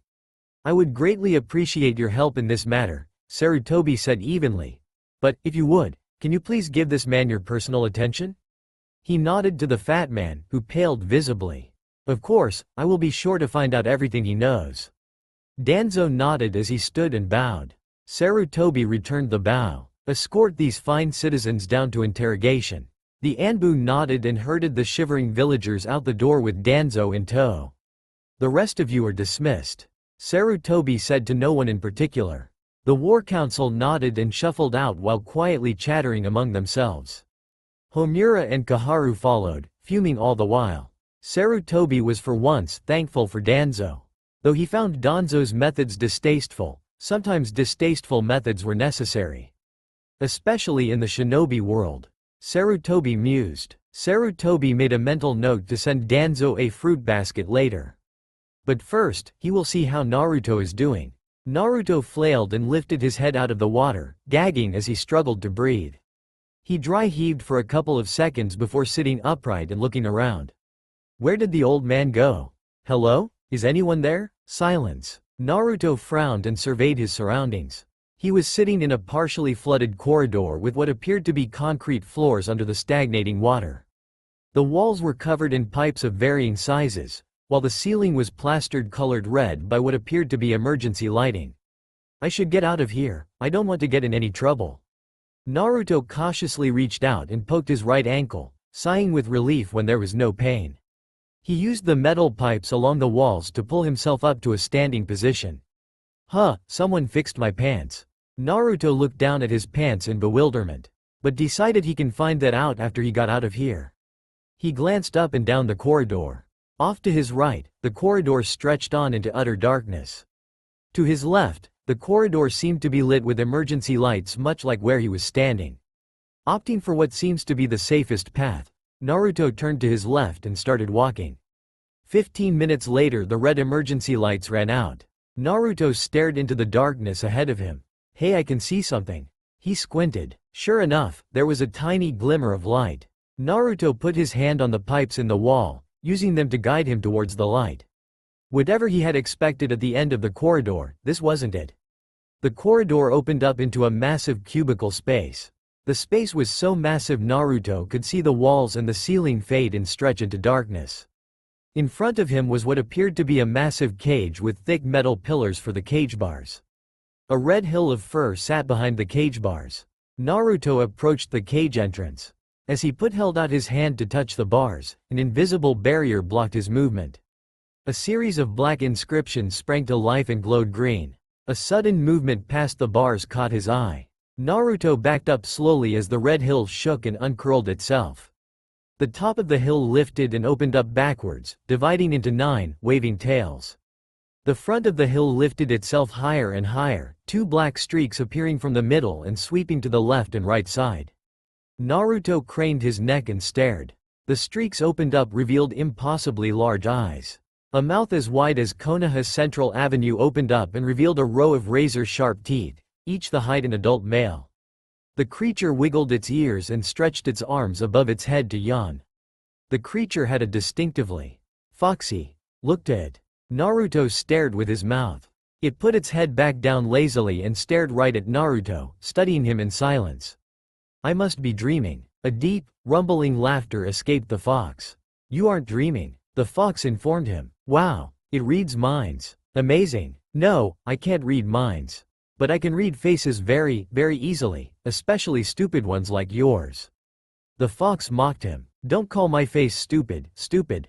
Naruto shouted angrily as the fox roared with laughter at the weak comeback. Just who do you think you are anyway, huh? Don't you know who I am? The fox stopped laughing and stared straight at him. You are Uzumaki Naruto. He stated deadpan. Naruto went silent. He didn't expected that answer. He shouted again while jabbing his finger at the creature. Well, who the heck are you then?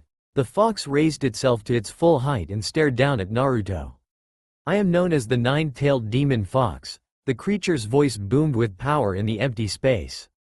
You humans also call me the Lord of Destruction, agony and despair made manifest.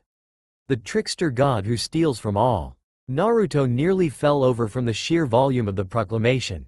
The fox trailed off into a barely audible whisper, and I am the reason everyone hates you. Silence. What? What? Naruto exclaimed as he stared at the mountain-sized fox in front of him. You'll have to be more specific with that question. The fox stated tonelessly. Naruto crossed his arms in front of him, his eyes closed and his mouth upturned into a frown. Despite desperately wanting to know why he was hated, he was more curious about the creature in front of him. And since he already knows my name, Naruto opened his eyes and asked, "You say people call you the nine-tailed demon fox, but do you have a name?" "Yes." The fox smiled but offered nothing more, though his tail started waving back and forth. Naruto pressed on impatiently, "Can you tell me your name?" The creature's face broke into a grin. "My name is Kurama." "Okay Kurama, can you tell me where we are and how we can get out of here?" Not bad. He's more interested about getting out of here than playing 20 questions. He might not know it, but he is pretty sharp. Kurama observed. "We are currently inside your head," Kurama informed him. "Everything you are seeing right now is your imagination, except me, of course." "But how do I get out of here?" Naruto insisted. "You will leave here once you wake up. And that will be soon. Your body is fine, you're exhausted from running so much." Kurama huffed. "Tell me, what do you remember?" "I remember a lot of shouting, a lot of people chasing me, a voice telling me where to go." Naruto trailed off as realization hit him. "That was you, wasn't it?" Kurama nodded his massive head. "How did you know where Gigi was?" Naruto asked. "I didn't." Naruto stared. "Naruto, I've been around for a very long time. I've been in Konoha for almost as long as there was a Konoha. I've seen the entire village a dozen times over. I know where every single clan lives." "Wait, so you're older than Gigi?" "A lot older." "Seriously?" "Seriously. Now, back to your question. I didn't know where the Hokage was for sure, but I do know where the most prestigious clans are, including the Sarutobi clan compound. And since he is the clan leader." Naruto nodded but asked, "But what if you were wrong and the old man wasn't there?" Kurama shrugged. "The clan knows the Hokage likes you. Even if he was not there, his family or clan members probably would have came out to help." Naruto smiled, secretly pleased that the old man was fond of him. Since Kurama already told him he wasn't able to leave until he woke up, he decided to ask the question that was at the top of his mind. "So why are you the reason everyone hates me?" Naruto asked. "They think I'm you. They think since I have done evil things in the past, you will do evil things sooner or later too. And before you ask, no, I was not directly responsible for the things I'm accused of. It just so happens a good portion of the human population find it acceptable to assign guilt by association. If that's true, then how come everyone still hates you?" Kurama shrugged. "There is no way they will believe a demon fox over the words of another person. It's easier for your kind to cope with this world if they can somehow rationalize random events." "That's not fair to us though," Naruto exclaimed angrily, though he barely understood half of Kurama's explanations. All Naruto knew was he didn't like being blamed for things he didn't do. Kurama found it oddly touching that Naruto was angry on his behalf despite having just met each other. "I'll have to break his illusions a little. This world is short on compassion," Kurama thought sadly. "Naruto," Kurama said softly, "this world is not fair. Bad things happen to good people all the time. You should know that better than anyone." Naruto looked away and said nothing. Kurama comforted him. "Words are just words, Naruto, they only have as much power as you give them. Don't be a person who is weak enough to be hurt by words, okay? In my experience, actions speak louder than words anyway." Naruto nodded and grinned. "So, why are you inside me?" "Because you are the best choice to contain me. How much do you know about me anyway?" Naruto shrugged and gave him the patented "I don't know anything" look. Kurama sighed. These explanations are always difficult, especially when the person asking the question is barely capable of going to the bathroom without help. "I'm a fox made out of pure chakra," Kurama said, trying his best to keep the explanation simple. "There are people out there who are willing to use me without hesitation to harm other humans. I've been locked away to make sure I will not be used." "But why me? Why are you locked inside me?" Naruto jabbed his fingers at Kurama, then to himself. "Because the Uzumaki clan, what little is left of it, was known to have huge chakra reserves. And chakra is needed to power the prison you are in." Naruto finished for him. Kurama was suitably impressed by Naruto's power of deduction. "Naruto, I want to ask you something," Kurama stated. "I want you to take some time and think about your answer before you tell me, okay?" "Okay, what do you want to be when you grow up?" Without any hesitation, Naruto answered, "That's easy. I want to be Hokage. This is my surprise face. Why? So I can be the strongest shinobi and protect people like Gigi protected me." Kurama nodded his head. "So very much like your parents. This would be what they called the will of fire, isn't it?" "Good reason." Kurama smiled as Naruto glowed from the praise. "Now let's see how much he knows. Do you know what a Hokage's job is, aside from protecting people?" Naruto scratched his head. "Stamp paperwork?" Kurama gave a short, barking laugh. "That's a tiny part of it, yes. Anything else?" Naruto had no answer for him then. Well, he is only 4 years old. Can't expect anything from someone who has been ignored all his life.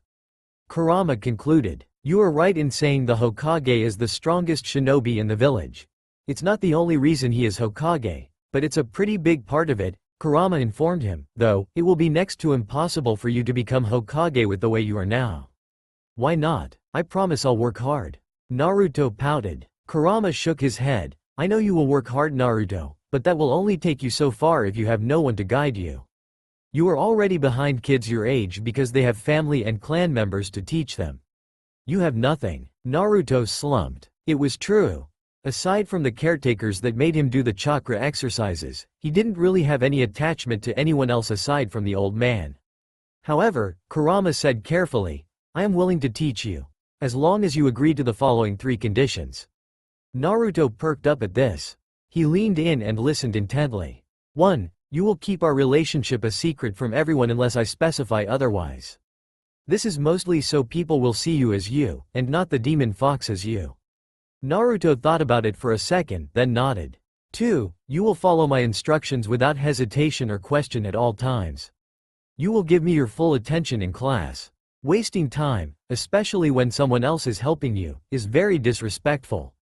Naruto nodded again. 3. You will never kill or hurt someone unless you have no possible alternative. Naruto was fine with that. He was never really full convinced of the darker aspects of the shinobi world, even if everyone else around him had acknowledged it as common practice. He suspected sooner or later his illusions would be shattered. Having the fox been on the same page as him in regards to violence greatly comforted him though. "Do you agree to these conditions and form a pact with me?" Kurama asked. Naruto nodded yet again. "Say the words please." Kurama said formally. "I." Naruto struggled to find the words. Kurama mouthed the words at Naruto so the 4-year-old could follow along. "I, Uzumaki Naruto, agree to this pact with the conditions listed." The entire room glowed briefly green for a second. "Good." Despite his young age, Naruto asked, "What do you get out of this, Kurama?" Naruto had learned pretty early on nothing in life was free. He's catching on fast. Kurama thought. "Did you know, Naruto," Kurama began, "that I was created by someone who believed in peace?" Naruto eyed Kurama in silence. "My creator believed that the power he wielded was too great, and that eventually someone would find and abuse that power. He divided his power and created us, to prevent one person from gaining an unfair advantage over men." Naruto's eyes widened at the thought of multiple-tailed beasts out there, each as powerful as Kurama. He died believing that humans will be able to attain peace through understanding and acceptance, by being friends to one another. I am hoping that you will be able to fulfill his desire. Naruto nodded his head excitedly. "I'll be friends with everyone in the whole world. Believe it." Kurama smiled. A bit naive. But no more than an immortal intelligent chakra entity hoping for world peace. He mused. "Let's seal our friendship then, I'll show you exactly how this is going to work." Naruto watched in fascination as Kurama gently pushed his hand against the cage. The protective inscriptions appeared again as he met the barrier. "Put your right hand against the barrier like this." Kurama demonstrated by mirroring with his left hand. Naruto copied his movements. "Gather a bit of chakra at your index finger here and push it out against the barrier like those exercises you did." Naruto complied. "Now trace your fingers after mine." Naruto traced a long line of inscriptions across the entire length of the front cage.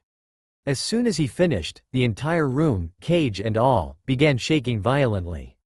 Naruto backed up nervously as a wall of crisscrossing inscriptions appeared all over the cage and glowed blue. The inscription Naruto traced glowed green and floated off the cage to 5 steps in front of Naruto. The single line of inscriptions curled in on itself and formed circle in the air as the other blue inscriptions and protective wards peeled off the cage. They drifted towards the green circular inscription and began to attach themselves, each line of inscription interlocking with each other and around the circle with a series of muffled click. As the last of the inscriptions attached themselves, the cage bars retracted into the water and the cage ceiling shot upwards into the darkness. Now hold out your hand with your palms down. Naruto put his left hand forward cautiously. The green circle floated lazily downwards while reorienting itself to face the sky. It began pulsing rapidly as it made contact with the back of Naruto's hand before sinking into his skin and fading away seamlessly. Naruto pulled his hand back and examined it. There was no sign of a seal there at all. "What did we do just now?" Naruto asked, curious by the sealing ritual Kurama had guided him through. "I improved on the seal that holds me inside you," Kurama said with a proud look on his face. Kurama had been nothing if not productive in the last 4 years, even if it was because he was bored out of his mind inside while been imprisoned inside an infant's body. "The cage that was holding me was designed so that I can't harm you or take over your body. A massive cage like that also takes a lot of chakra to maintain, your chakra more specifically. This constant drain makes it extremely difficult for you to perform any jutsu. What I've done is alter the protections wards so that you wear it like an invisible suit of armor. Observe." Before Naruto could say anything, Kurama raised one of his arms up and swung it down against Naruto. Naruto screamed in fright and shut his eyes. Kurama's massive paw didn't touch him. It was held in place by an invisible spherical barrier a feet away from Naruto's head. Naruto glared. "That was mean." Naruto shouted. Forgive me, Kurama laughed. "But as you can see, the seal prevents me from doing any harm to you. Now, take your right hand and place it on top of your left. Good. Push a little bit of chakra out your right palm." As Naruto did so, the green inscription circle appeared and floated slightly above his left hand. "Now twist it gently clockwise. There, that's good, now pull your hands apart," Kurama instructed. Naruto turned the circle slightly. The circle glowed and pulsed lightly before sinking back onto his skin and disappearing. Naruto looked puzzled. "Now watch what I can do." The space in between Naruto and Kurama suddenly exploded outwards with smoke. When the smoke cleared, there was a simple wood desk and chair. Naruto looked at the furniture, then back at Kurama. It was pretty anticlimactic. "You can make furniture now?" Naruto was disappointed. Kurama sighed. "Not impressed, are we? Stand still, please." Kurama closed his eyes and inhaled. A loud rumbling in the ground almost caused Naruto to lose his balance and stumble. The walls around him fell backwards soundlessly, the horizon now dark in all directions. The water drained away into the cracks on the ground before it fell away into total abyss. For a few terrifying moments Naruto was standing on nothingness. A green speck rushed upwards from the darkness below and expanded outwards at an incredible pace. The landscape beneath him slowed, then stopped as it made contact with Naruto's feet. Naruto found himself on the white shores of a glittering blue lake. Green plains with gentle rolling hills stretched in every direction beyond the lake and populated by ankle-high grass. Naruto looked upwards and was greeted by a dazzling array of stars set against a cloudless dark blue sky. A gentle breeze washed over him and swept the grass back in waves. Glowing insects danced and fluttered in the air near the grass. Naruto stared in wonder. Kurama grinned and looked down at the odd Naruto. "Still got it. This is just a tiny bit of what I can do now." Naruto nodded dumbly. "This is beautiful." Naruto spoke finally. "It feels so real," he said as he squatted down and grabbed a fistful of the glittering, white sand. Kurama felt his ego grow. "Just a little bit. Wait 1 second, I'm going to change my size so we can speak as equals." Kurama blew out an extended breath, deflating in size as more and more rushed out of his mouth. Naruto stared at Kurama in amazement again as the mountain-sized fox shrank quickly into something that was closer to the average house cat. Kurama's appearance stayed roughly the same, except his eyes were disproportionately larger compared to the rest of his body. His 9 tails were also dramatically shorter and wider, with the consistency of a soft downy pillow. He was in short, a cat-sized plushy toy. Kurama got off his haunches and trotted over to Naruto. Now we can beggy. Naruto cut him off at the sight of the adorable talking plushie. OHMYGODITSSOCUTEIWANTTOSQUEZEITANDHOLDIT. A vein popped up above Kurama's right eye. A blur of something orange slapped Naruto across the face. What was that for? I thought you said the seal protected me. Naruto shouted as Kurama slowly retracted one of his extended tails. Nothing can protect you from your own stupidity. Kurama stated firmly, I am here to push you as hard as you can as fast as you can.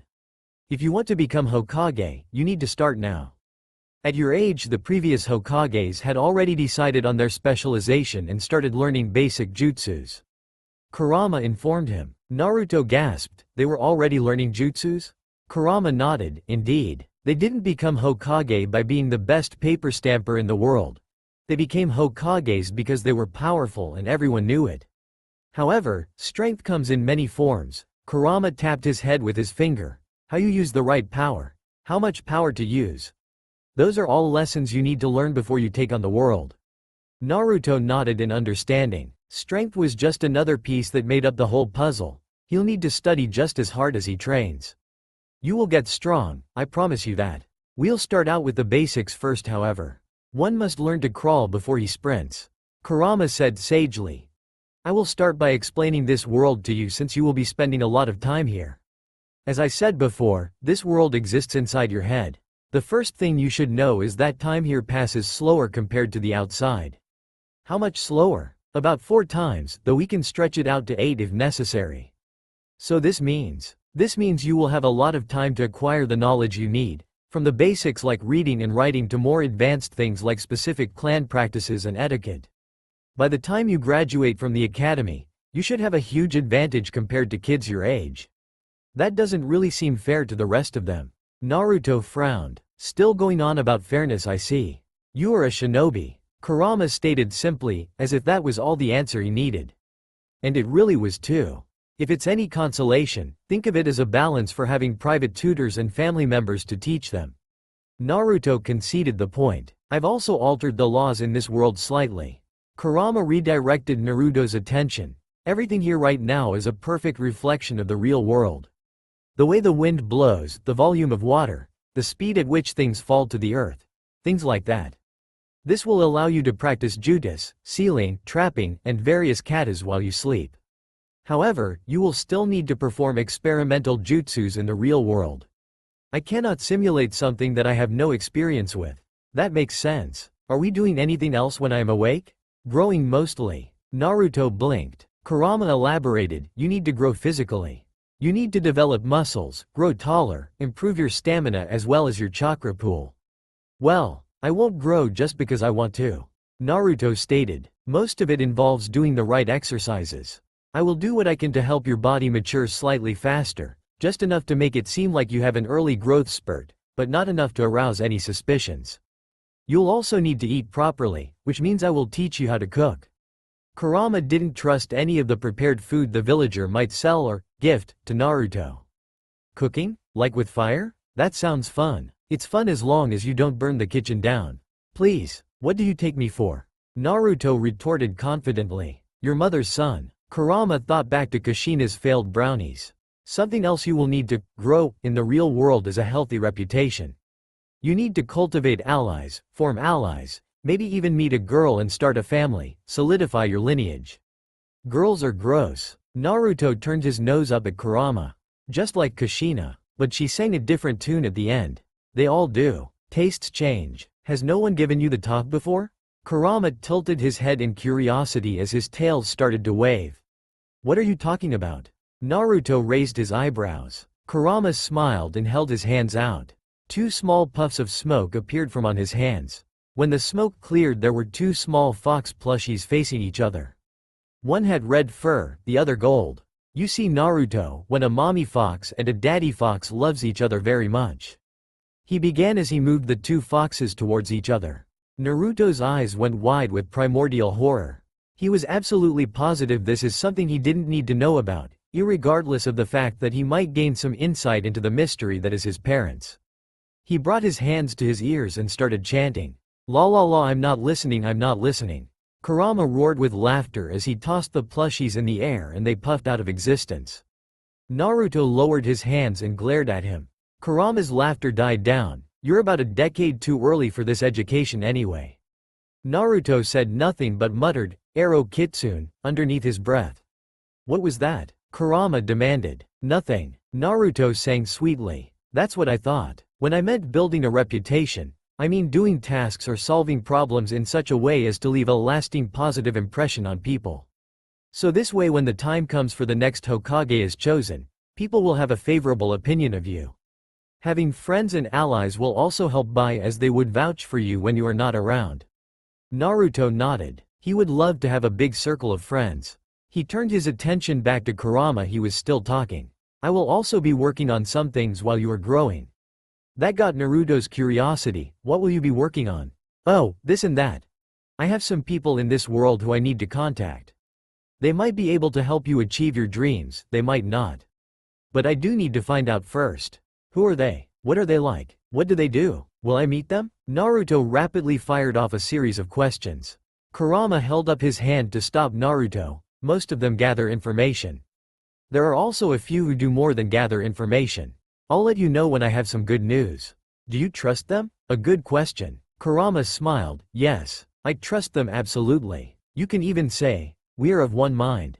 Kurama laughed inwardly at his own joke. Naruto was slightly puzzled at Kurama's answer, but decided he will ask him more later. "Okay Naruto, it's almost time for you to go. Once you get back to the real world I will you to do a couple of things so we can get started right away. But don't forget about your promise either." Kurama reminded him. "Don't worry, I never break my promises. Believe it." Naruto gave Kurama a thumbs up followed by a nice guy pose.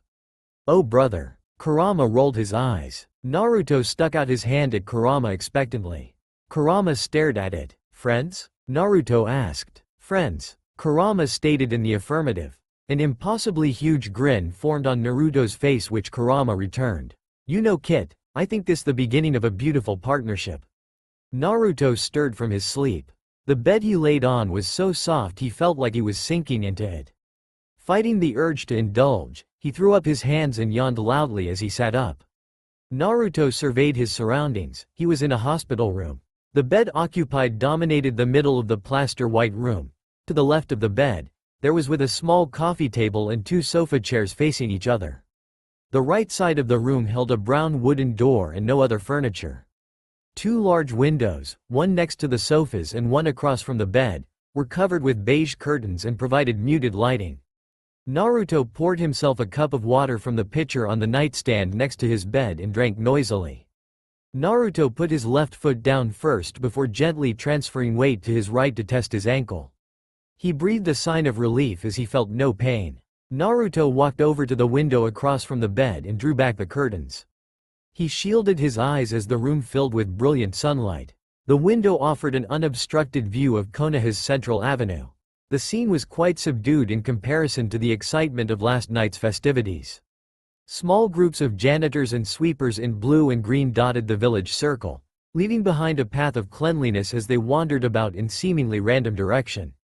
Light sounds of hammering and sawing filled the air as various vendors broke their stalls down and loaded them onto ox carts. Naruto brought up his left hand and gazed at the back of it. There was no sign of the seal. What a strange dream, he thought. It wasn't a dream, and don't you forget about your promises, Kit. A voice said. Naruto looked around and asked the empty air, "Kurama? Just think in clear sentences and I'll understand what you are saying. No point in letting people think you talk to yourself." Naruto thought to himself. Is this better? I knew you would get the hang of it quick. Wait, someone is coming. Is it danger? Naruto asked. I don't sense any hostile intent. You should be fine. A gentle knock on the door made Naruto jump. Naruto? A familiar voice called out from behind the door. Naruto turned to see an Anbu agent with a dog mask holding the door open for Sarutobi.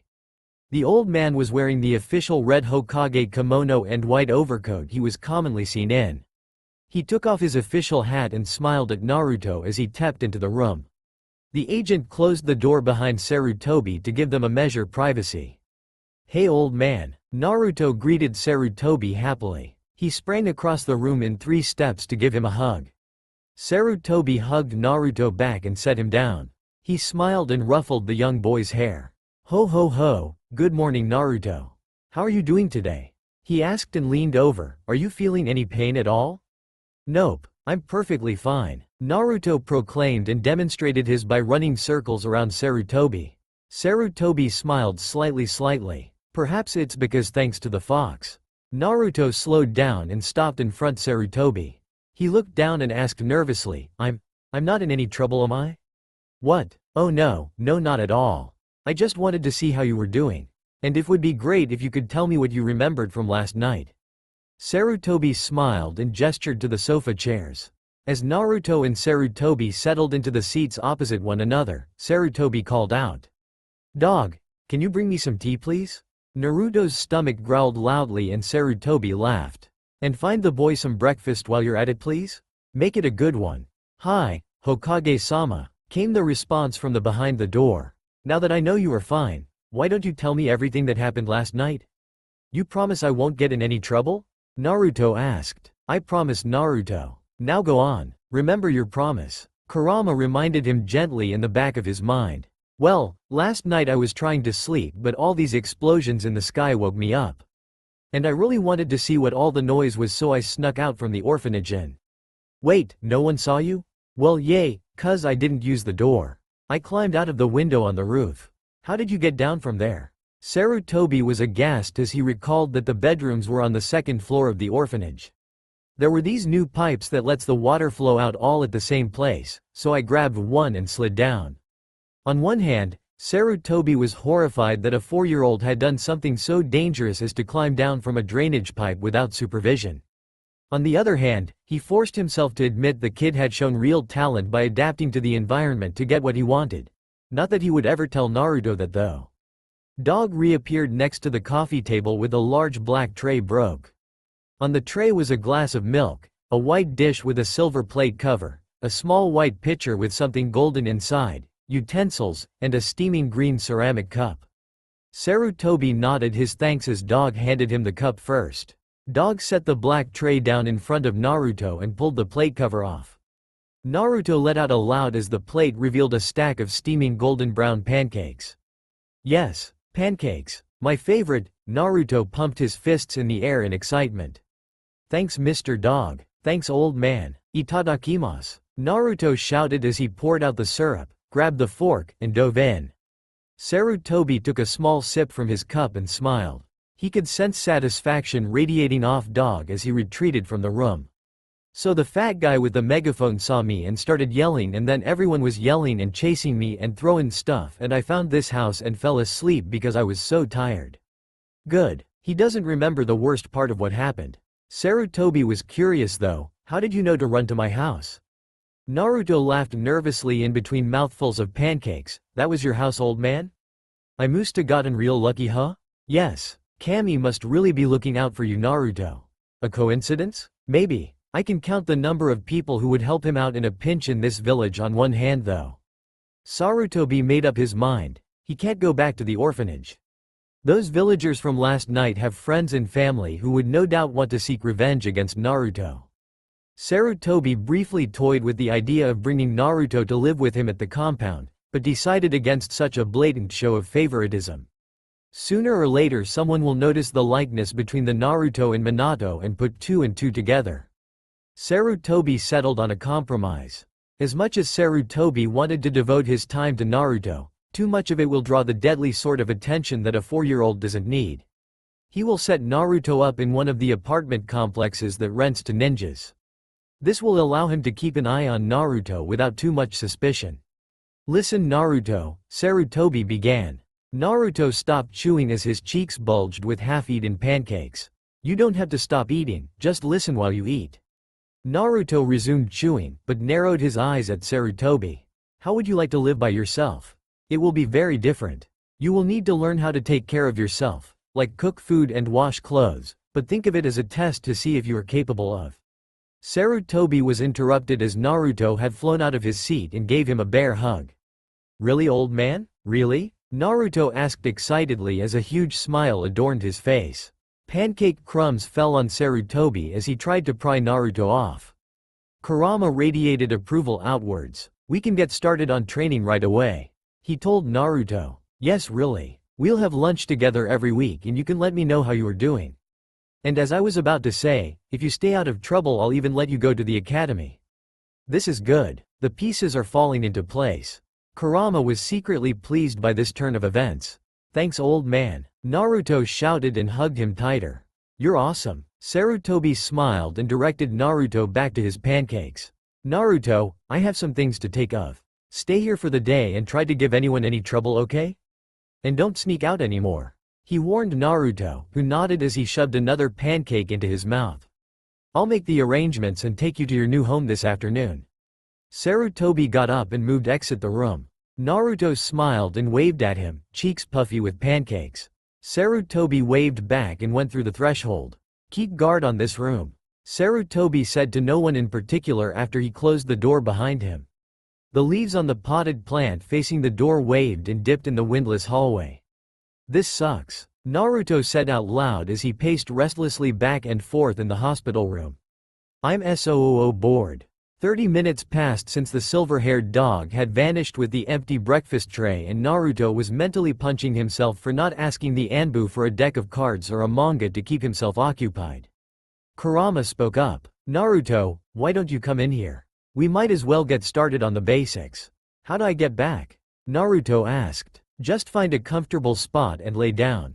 I'll take care of the rest, came the response. Naruto eyed the furniture in the room. Make sure it's a good spot. You probably don't want to wake up with a cramp, Kurama suggested helpfully. Naruto opted to go back to the bed. There was no telling when he would experience this type of luxury again. As Naruto sat back down, he could feel himself sinking into the mattress. He grew heavier as the cool autumn breeze and lazy morning sun overwhelmed him. Naruto opened his eyes to a turquoise blue sky partially obscured by brilliant sunlight.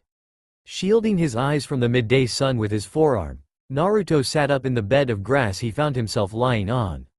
Despite the brilliant sunshine, the temperature of the air remained cool and comfortable.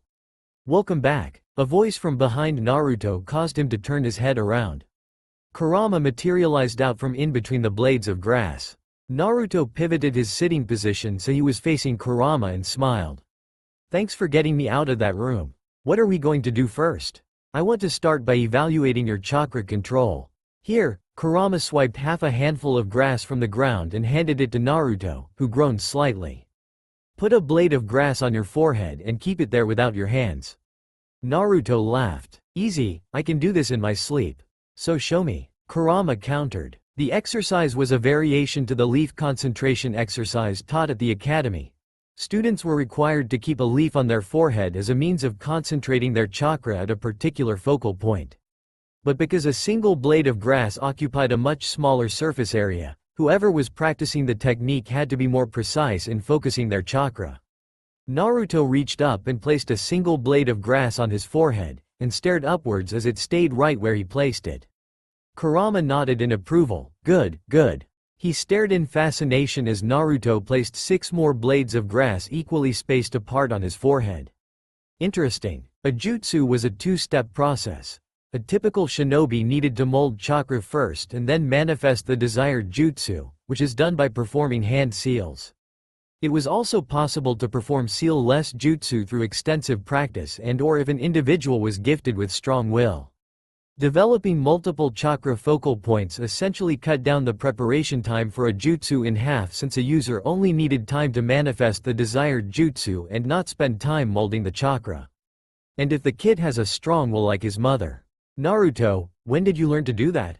Kurama asked. What do you mean? Naruto stared upwards as he kept the 7 blades of grass glued to his forehead. I learned this at the orphanage. They don't teach you to hold more than 1 leaf at a time, let alone 7. Kurama stated. It just feels right, you know? It's kinda like pouring a cup of water, except instead of 1 cup, you pour 7 cups at the same time. Naruto explained to the best of his abilities. So he's doing it subconsciously then. Instead of splitting his concentration 7 times, he is just duplicating the same concentration 7 times. Kurama contemplated if Naruto's seemingly casual affinity with chakra was a freakish combination of his own chakra influence, the Uzumaki clan's gift of monstrous chakra pools, and Namikaze clan's natural inclination for all things related to shinobi techniques. He has unlimited potential, Kurama thought. He felt like he was gazing upon a brilliant echo of his creator. Ah, Naruto cried disappointingly as the grass fell off his forehead. So, how did I do? Naruto looked back at Kurama. Good, very good, Kurama admitted. Credit where credit's due. You have the basic exercise down, so let's move on to the next step. 3 saplings sprouted up from the ground behind him. The saplings shot towards the sky and thickened into thick trunks as branches grew out quickly in all directions. As the trees stopped their growth, the barren branches exploded with a vibrant green as leaves burst forth from the branches. You will now climb a tree, Kurama instructed. Naruto frowned. He knew how to climb a tree. He hadn't spent all those days in the forest by himself without picking up something useful. His frown was soon replaced by open-mouthed surprise as Kurama walked casually up the tree and sat on the first branch. He looked down at Naruto expectantly. Naruto, I want to see if you can figure out how to perform the exercise for yourself. Observation, awareness, and application of knowledge are important lessons you must learn for yourself, regardless of whether or not you are a shinobi. I will demonstrate again for you. With that, Kurama jumped off the tree and walked back up, slowly this time as Naruto moved in close and observed where Kurama's feet made contact with the tree trunk. Naruto took 2 steps back, folded his arms and closed his eyes to contemplate what he saw. Remembering that this was an exercise, Naruto came to the conclusion Kurama was performing a variation of the leaf exercise. Ah, so that's how you do it. Naruto nodded in realization. Instead of attaching the grass to my forehead, I'm attaching myself to the tree. Naruto unfolded his arms and let it hang loose down his side. He kept his eyes closed in concentration while focusing a small amount of chakra at his feet. Naruto's eyes snapped open and he moved confidently to the tree and planted his left foot on the bark. And promptly slipped and fell on his back. Kurama held his laughter back. He had never met or seen any human succeed on the first try anyway. Maybe I should use more chakra? Naruto thought as he stood back up and stared at where he lost his step. Dusting himself off, he closed his eyes once again and focused chakra at his feet, this time pouring quite a bit more chakra than the previous attempt. Naruto planted his left foot firmly on the trunk again, and flew back a good 5 meters as the trunk underneath his feet exploded. Naruto sputtered as fine wood dust floated in the air. You are on the right track, Kurama encouraged him from atop the branch. The first attempt had too little chakra, the second attempt too much. Naruto nodded and walked back to the starting point. He concentrated chakra at his feet again, this time pouring slightly less chakra into his feet. He cautiously planted his left foot against the trunk again. The trunk groaned and the bark bent inward slightly, but did not explode as Naruto eased more weight on. Seeing that his foot was sticking to the trunk, Naruto concentrated the same amount of chakra on his right foot and pushed himself off the ground. He found himself staring upwards into the tree and parallel to the ground. Kurama nodded his approval as Naruto slowly and carefully worked his way up to the branch where Kurama was sitting, 1 foot at a time. Naruto sat down next to him and grinned. Excellent, you are making good progress. Something you should be aware of is that the amount of chakra necessary will depend on what you are trying to climb, and will also be dependent on how heavy you are and how fast you are moving. Kurama laid out the fundamental knowledge regarding the exercise. Naruto nodded, that makes sense. Can I practice a bit more? Of course. Kurama hopped off the branch and landed silently. The ground rumbled slightly as a flat concrete wall 2 meters wide rose up out of the ground. A second wall made of glass rose and joined the concrete. A third wall of solid soil rose up beside the glass. Try using these different walls for practice. Once you are confident with walking up on these walls, try running. A yellow backpack puffed into existence at the base of the concrete wall. That is a special backpack that will change weight every minute. Put that on before you start. Naruto hopped off the branch and slipped the backpack on. He moved over to the concrete wall and placed his foot on the surface. Kurama called an end to the exercise once he saw that Naruto mastered the wall climbing exercise. Naruto was now capable running up all of the walls with the backpack and not leaving a mark behind, which is kind of important for any active shinobi. It's strange, how come I don't feel tired at all? Naruto asked as Kurama took the backpack from him with one of his tails. Because this space is just a very good imitation of real life. You can't really get tired if your body doesn't do any real work. Kurama told him, it's perfect for learning and practicing what we already know, but the best way to find out your limits or test an experimental jutsu is doing it in real life. Now, let's move on to the last exercise. Follow me. Kurama didn't feel the urge to tell Naruto that he would experience mental exhaustion all the same. Kurama's gift of regeneration made it all a moot point anyway. Naruto followed as Kurama led him up and over the hill behind the trees. As they reached the top of the hill, Naruto saw the crystal blue lake again. Kurama led him down to the pristine white shores. This is the last exercise we will do for now. Observe closely. Kurama stepped out onto the water. Instead of sinking or getting wet, his foot stayed level and slightly above the water. Naruto could see a faint depression where Kurama's foot made invisible contact with the water surface.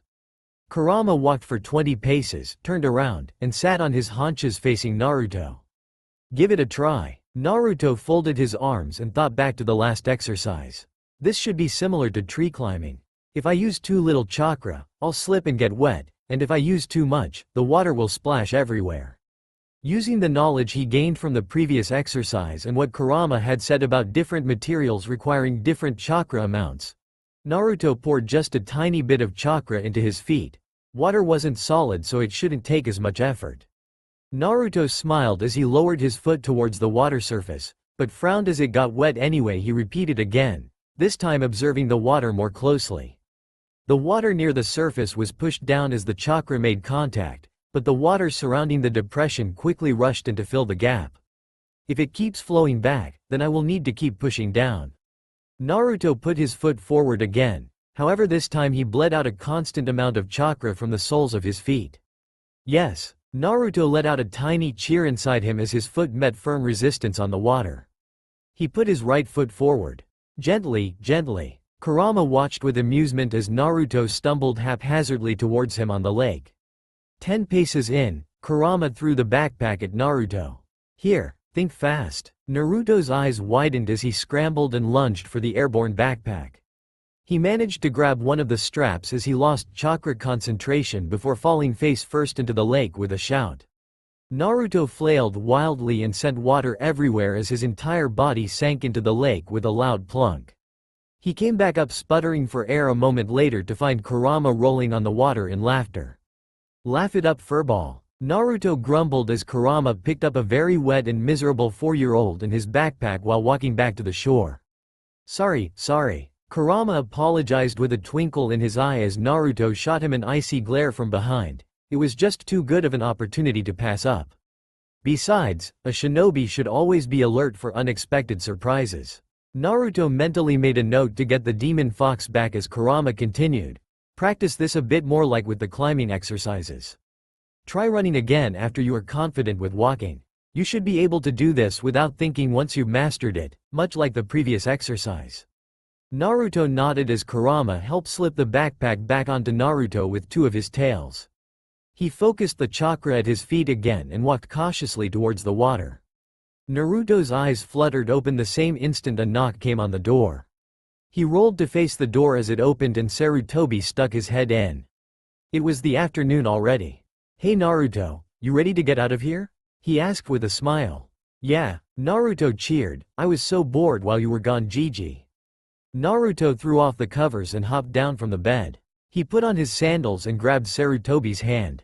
The aging Hokage guided the young demon container out the door and down the hall towards past the reception area. Doctors and nurses nodded at Sarutobi in respect and glanced at Naruto in nervous curiosity as they filed past. Though they didn't show it, the hospital staff was extremely grateful none of the destructive rumors regarding the young boy was true. A few even revised their opinion of the child since his quiet demeanor directly contradicted the warning and whisperings of the civilian council. Sarutobi guided Naruto out of the large set of glass doors in the front entrance. They walked in the direction of the Hokage Tower and arrived at their destination 2 blocks and 5 minutes later. The first thought that came to Naruto as he took in the building in front of him was how extremely unassuming it was. The building was so plain it could have been uprooted and dropped off in Suna or Kumo and no one would have been wiser. Whoever painted the apartment obviously had an overabundance of beige and red roof tiles. There were no windows on the first floor, only a set of wooden doors that gave way to a front office, which in turn blocked off access to a carefully maintained central garden. Dog materialized and opened the front entrance for Sarutobi and Naruto. The office they entered featured cheap blue carpeting, a faded wooden counter that looked way past its prime, and two circular wooden tables with a pair of chairs each. Naruto felt the urge to explore, but Sarutobi held onto him tightly as he walked up to the counter and rang a rusty service bell. A wiry, skinny old man popped up from behind the desk. To Naruto, the man was positively ancient. He had a battered look about him accompanied by a receding gray hairline. His face was lined with wrinkles and age spots. Despite his advanced age, Naruto could felt as it the old man radiated dignity. The man bowed politely to Sarutobi. "Welcome Hokage-sama." Sarutobi nodded politely in return and the old man turned his attention to Naruto, and this must be young Naruto. "Welcome, young Naruto. My name is Katashi Mori, I am pleased to make your acquaintance." Naruto stared. Katashi was completely sincere in his statements. Naruto froze as he was unaccustomed to people who didn't shy away from him or shoot him dirty looks. "Come on Naruto, be polite," Kurama urged. Naruto realized Sarutobi and Katashi were staring at him. Naruto took the cue and bowed. He then stuck out his hand at Katashi. "I am pleased to meet you. Mori-sama." The old landlord flashed a toothy smile in approval. "Please follow me, I will show you to your new home." Katashi led Sarutobi and Naruto out into the carefully manicured courtyard filled with bonsai trees and up 2 flights of stairs to the 3rd floor. This complex is dedicated to the needs of the Konoha Shinobi Force. No civilians other than janitors and repairmen are permitted. As such, security and noise is not really an issue. It was true. Though most genin kept normal business hours, once a shinobi made it to Chunin, working odd hours became a universal, unsaid job requirement. And because shinobi kept such a different schedule, this meant there were at least a dozen shinobi in various states of alertness in the complex at any given time. Any fool who would incur the wrath of the shinobi in their own home often met painful ends. Sarutobi hoped that this will keep the vengeful villagers away, assuming the shinobi living here accept Naruto as one of their own. "Here we are." Katashi stopped in front of room 306 and unlocked it. "The Anbu came by earlier to drop off your personal belongings." Naruto laughed a little. Whatever belongings he had could fit in a small potato sack. "I hope you find this to your liking." Katashi opened the door and stepped aside to let Sarutobi and Naruto in. Naruto grinned as he examined his new studio apartment. The entrance opened up to a medium-sized beige carpeted living area twice the size of his room back at the orphanage. It contained a small wooden coffee table and a brown, L-shaped sofa facing an empty counter. Behind the sofa was a bare, sheet-less queen-sized bed flanked by a pair of white nightstands. A closet with a sliding door faced the bed on the right wall. Opposite the living room was a white-tiled bathroom with the standard porcelain toilet and sink. A metal shower head which drained into the corner of the room rounded out the bathroom furnishings. There was a medium-sized kitchen with a metal sink, 2 burner stoves, plenty of counter space, and numerous cabinets in the back left corner of the studio apartment. "This will be adequate for our cooking lessons," Kurama stated as he spied the kitchen area from Naruto's eyes. Sarutobi walked over to the bed and threw open the curtains by the bed. Naruto gasped as the window provided him with an unobstructed view of the Hokage Tower and the monument. "This is great," Naruto murmured happily. Sarutobi nodded to Katashi, who handed Naruto the keys. "Please remember other shinobi live in this building as well. Be courteous to your neighbors and keep the noise level to a minimum. The complex will also be getting an upgrade to take advantage of electricity in the near future. I will let you know when we have a set date for the upgrade." Naruto nodded earnestly as Katashi handed him the keys. Katashi bowed to Sarutobi and shuffled out the door. "Please enjoy your stay." He bowed once more and closed the door behind him. Sarutobi watched Naruto went over to the bed and started hopping up and down. He laughed at the scene. This was something that is more fitting for a 4-year-old. He enjoyed the scene of normalcy for another minute before remembering his duties. Sarutobi called out, "Naruto, I have to take care of some more paperwork back at the tower." How about I pick you up around 6 and we can have dinner? Naruto jumped off the bed and then landed in front of Sarutobi in one leap before squeezing the old man in tight hug. Sure Gigi. Thanks again. Sarutobi hugged back with a smile and closed the door behind him as he left, leaving Naruto alone in his new home. You should find some paper and pencil. Kurama piped up. What for? Naruto asked. You need to make a list of things you need to buy since you are going to be living here from now on and you don't have caretakers anymore, Kurama stated. Toilet paper, toothbrush, blankets, pots and pans, cooking utensils, clothes that won't get you killed. Wait, Naruto interrupted. Go back to that last part. What's wrong with my clothes? Are shinobi supposed to be stealthy? Kurama asked, sounding bored. Well, of course, dummy. Naruto answered. And what part of the color orange screams stealth? Kurama demanded. Whatever. Orange will be the last things the bad guys see before they fall over.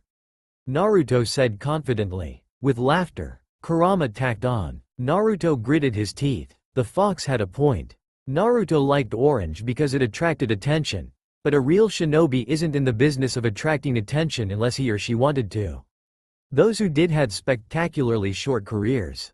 Fine, you made your point. Naruto conceded reluctantly. Naruto could feel a faint sense of satisfaction come from within, but ignored it. You need to ask the Hokage to set you up with a bank account, by the way. You don't have any money to your name, and for now you are just going to have to get by on his good graces. Naruto frowned slightly. Though he was only 4, Naruto had his pride and didn't really like handouts, completely ignoring the fact he is already staying at a nice apartment on Sarutobi's expense. He told Kurama as much. If you want, we can save some of the allowance money and invest it. You can pay the old man back several times over by the time he retires. Kurama suggested. That was a good idea. If he can make money for the old man, then it's not really a handout. It would be more like the old man is making a long-time investment in him. You should probably ask him for a library card, and maybe find out if there is a private place you can go to train. Oh, we need to check. Naruto hurriedly located a pencil and paper on the nightstand next to the bed, and started scribbling furiously as Kurama rattled off the things they will be needing. They had work to do. Naruto skipped down the stone-paved street in the market district beneath the orange-colored evening skies. Sarutobi and 2 Anbu followed close behind. Market district hadn't changed much since Konoha's founding. It was consistently packed with tourists and villagers looking to shop and dine, especially at dinner time. Hey Naruto, do you know where you are going? Sarutobi called out from behind. I sure do. He twisted his body and flashed the Hokage a quick thumbs up. Is there a reason why you lied just now? Kurama asked. I'm not blind, Kurama. I can feel the gazes of those restaurant owners. They would probably spit in my food while I'm not looking. And while I don't really care, I can't take the risk of them doing the same to the old man. Naruto answered. So I gotta find a restaurant that doesn't hate me. Hey, I'll give you a hand then. All of a sudden Naruto felt his awareness multiply tenfold. Wah! He put his hand to his head as he slowed to a walk. Too much information was coming in too fast. He could hear the loud conversations between drunk villagers. 99 bottles of sake on the wall, approximately 99 bottles of sake. Take one down, pass it round. The nonsensical ramblings of gossiping grandmothers. You hear the latest gossip out of Kumo? So apparently. And the whispered insults of the restaurant owners and hostesses. It's that brat, I can't wait for him to come in here so I can. Naruto slowed his breathing to calm himself. He thought back to what Kurama told him about not giving any power to words, and felt the insults drift around, through, and past him. A few seconds later he managed a smile and started skipping again. Kurama frowned on the inside. He had underestimated the resentment of the villagers towards Naruto, who was busy filtering out the insults and feeling the general intent behind the words. Shinobi or not, no 4-year-old should be subject to this kind of mental abuse. Kurama was about to apologize to Naruto for giving him heightened senses when Naruto turned left into a smaller side street. There, Naruto said loudly as he pointed towards a wooden shop and ran to it. Kurama focused on the wooden 2-story shop in front of them. He felt a distinct lack of malice as Naruto made his way to the shop. The shop had a large water tank on the roof and 2 gas canisters outside. It gave off a very mom and pop feel. Kurama spied the words on the shop as Naruto hopped onto one of the serving stools. Ramen Ichiraku, huh? Well, I hope their food is good, it's been a while since I've had ramen.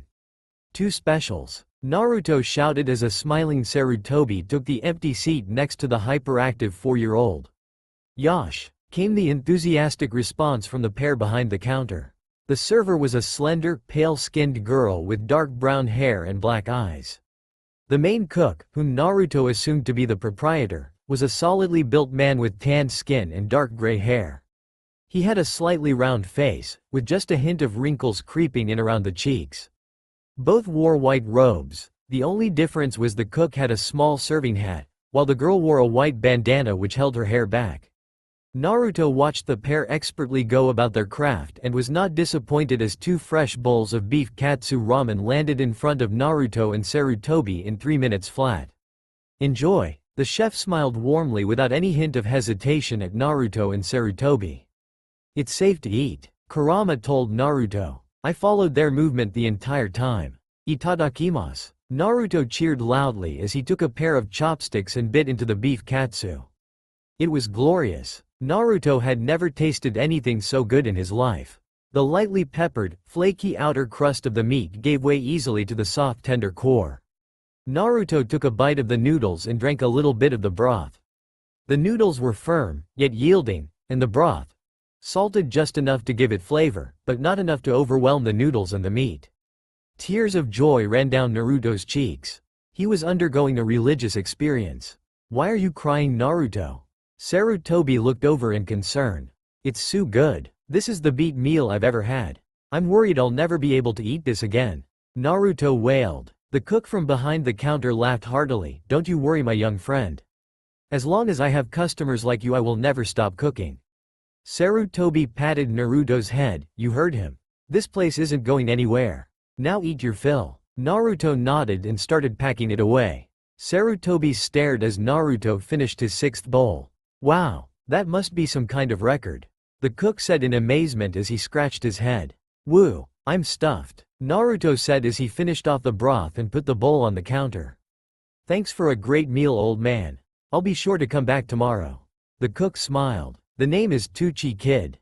And this is my daughter Ayame. Ayame nodded with a smile. What's your name? Uzumaki Naruto. Well now, you have a good evening, young Naruto. We'll see you back here tomorrow. Tuchi and Ayame waved as Naruto and Sarutobi got up to leave. Thanks for the meal, Tuchi-san and Ayame-ne-chan. Naruto waved back. When Sarutobi dropped Naruto back off at the apartment, Naruto gave him another hug. Thanks for the meal, old man. Don't mention it, Sarutobi muttered. Really, don't remind me again. His wallet was a lot lighter now. Say Gigi, Naruto began with a twinkle in his eye. Do you think you can help me out with some things? Sarutobi did not particularly care for Naruto's scheming expression. What things do you need help with? He asked cautiously. Naruto took out a list out of his pocket and put on some reading glasses. Wait, where did he get those glasses? Oh, nothing that's too troubling for a Hokage, I'd imagine. Just a bank account since I'm not old enough to set one up. Maybe some easy missions that I can do to help pay for things. A library card, maybe a private training area. Sarutobi put one hand over his face as Naruto went down the list one item at a time. What did I get myself into? Naruto found himself sitting in the mindscape back at the edge of the lake. The moon hung brightly above the hill and provided subdued illumination. Hey Naruto. Kurama materialized out of the grass in front of him. Hey Kurama, are we going to train some more? Yes. I wanted to apologize first thought for raising your awareness like that. I shouldn't have done that without asking you first. Kurama said remorsefully. Naruto understood the real meaning behind Kurama's words. Hey, don't worry about it. I know you were just trying to help. Besides, it's like you said, words are just words. I'll let my actions speak for me. Kurama returned the grin. That's the spirit. As a reward, I'll teach you a jutsu. Naruto pumped his arms up into the air. Yes, what am I learning? Kurama beckoned to Naruto and they sat down facing each other. Now pay attention. Naruto leaned in close as Kurama began his explanation. Your very first jutsu is a ninjutsu called henge. This technique allows the user to transform into any shape or person by using chakra. The hand signs are dog, boar, and ram in sequence. Kurama used 4 of his tails and manipulated Naruto's fingers to each shape. Go through those signs in sequence while I talk. Naruto obediently began forming the hand seal sequence repeatedly. This technique is used primarily for gathering information as it allows the user to blend in with their surroundings. The key to this technique is creativity and experience. If you are just transforming into a random person, then the only thing you have to worry about is creating a consistent persona for that person. If you want to transform into someone everyone will recognize, like the Hokage, for instance, then you need to emulate every aspect of his behavior. The success of your transformation depends largely on your skill in awareness and observation. Kurama continued as Naruto nodded. Chakra usage for this technique will vary depending on your transformation target. Transforming into something that is similar to your shape and mass won't take much effort. Transforming into something small like a shoe or something large like a house will take a large amount of chakra. One of the drawbacks of this technique is that it will drain your chakra constantly to maintain the form, and any sort of physical contact and exertion will increase that drain. Naruto considered this information carefully. Thanks to your Uzumaki blood, you have enough chakra to maintain a similar-sized henge for about 8 hours, 2 to 4 if you are going to perform any sort of physical activities. Okay, let's give it a try. Naruto stood up as Kurama coached him. Visualize what you want to become. Now hold that image in your head. Focus the chakra into your hands and go through the seals. When you finish the seals, push the chakra out of your hand while still holding the image in your mind. Naruto went through the seals fairly quickly and visualized the old man as he exhaled and pushed the chakra out of his body. White smoke enveloped him as he felt the chakra coursing through his system, coating his skin, subtly altering his shape and stretching his body out. It felt slightly uncomfortable and awkward, but there was no pain. Naruto opened his eyes as the smoke dissipated. "Well?" he asked. Only it was not his voice, it was the tired voice of a wise leader long past his prime. Kurama got up from where he was sitting and circled Sarutobi Naruto. He nodded positively. Every detail was spot on, from the white robes to the red kimono underneath, to the age spots that dotted his face. Naruto even had wood striping pattern on the tobacco pipe down exactly. Very good Naruto, release the technique. Naruto released the chakra coating him and felt the chakra dissipate out of his skin in another cloud of smoke. As the smoke settled, he felt himself back in his normal shape. That is a very good impression, but let's up the ante by transforming into something different. What do you have in mind? Kurama grinned as the ground beside Naruto cracked open slightly and a line of metallic white filing cabinet rose up out of the ground. Kurama walked to the 8th cabinet and pulled open the second door with his tail. He stood on his hind legs and pulled out a series of manila folders and walked back to Naruto as the cabinets retreated back underground. In these folders are a series of profiles. Select one of these profiles to be your alter ego. Kurama informed him. Why do I need an alter ego? Naruto asked as Kurama handed him the folders and they both sat back down. To level the playing field. Kurama responded, we still have a long ways to go before the villagers will change their mind about you. Using this alter ego will allow you to buy things without worrying about quality or price. I dunno. That seems kind of like cheating. Naruto turned his nose up with his eyes closed. Hey, not even if it saves the old man money in the long run? If Naruto was one weakness Kurama could exploit, it was his fondness for the old man.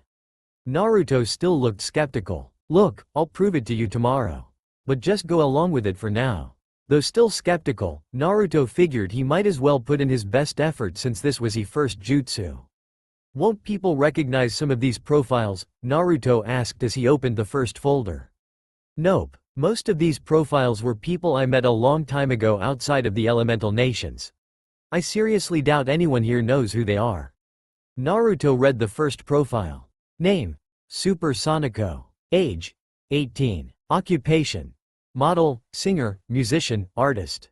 Description: a talented girl with music. What kind of name is Super Sonico? Naruto glanced over at the attached portrait. Pink hair? Really? The girl was cute no doubt, but her attractiveness, build and pink hair would attract the wrong sort of attention. Naruto discarded the folder into a new pile. On to profile number 2. Name: Hatsune Miku. Age: 16. Occupation: model, singer. Description: a gifted sing. The name passes. But why is her hair turquoise? Naruto thought as he glanced at her photo. Wait a second. Naruto tossed the Miku folder into a new, maybe, pile and rifled through the rest of the profile folders quickly. Hey Kurama, how come all of these profiles are teenage girls? Naruto complained loudly. Kurama stared at him as if he had just asked the most ridiculous question in the world, because most shopkeepers are men, and they only have enough blood to power one of two organs. Naruto raised his eyebrows. Which two organs? I'll tell you when you get old. Look, just trust me on this, okay? Finny. Naruto picked the profiles back up. Profile number 3. 30 minutes later, Naruto settled on profile number 2. Kurama nodded his approval. Okay, whenever you are ready. Naruto disappeared in a puff of smoke. Kurama stared at the 3-foot cardboard cutout of Hatsune Miku. He buried his face into his paws. Naruto changed back. Okay, that was wrong. He smiled sheepishly. Visualize what's in the photo, not the photo. Kurama growled from between his paws. Yay yay yay. Stupid arrow kitsune. Naruto muttered. He put his hands together and ran through the seals again. That's all for now. If you enjoy this video, then please like, share and do comments.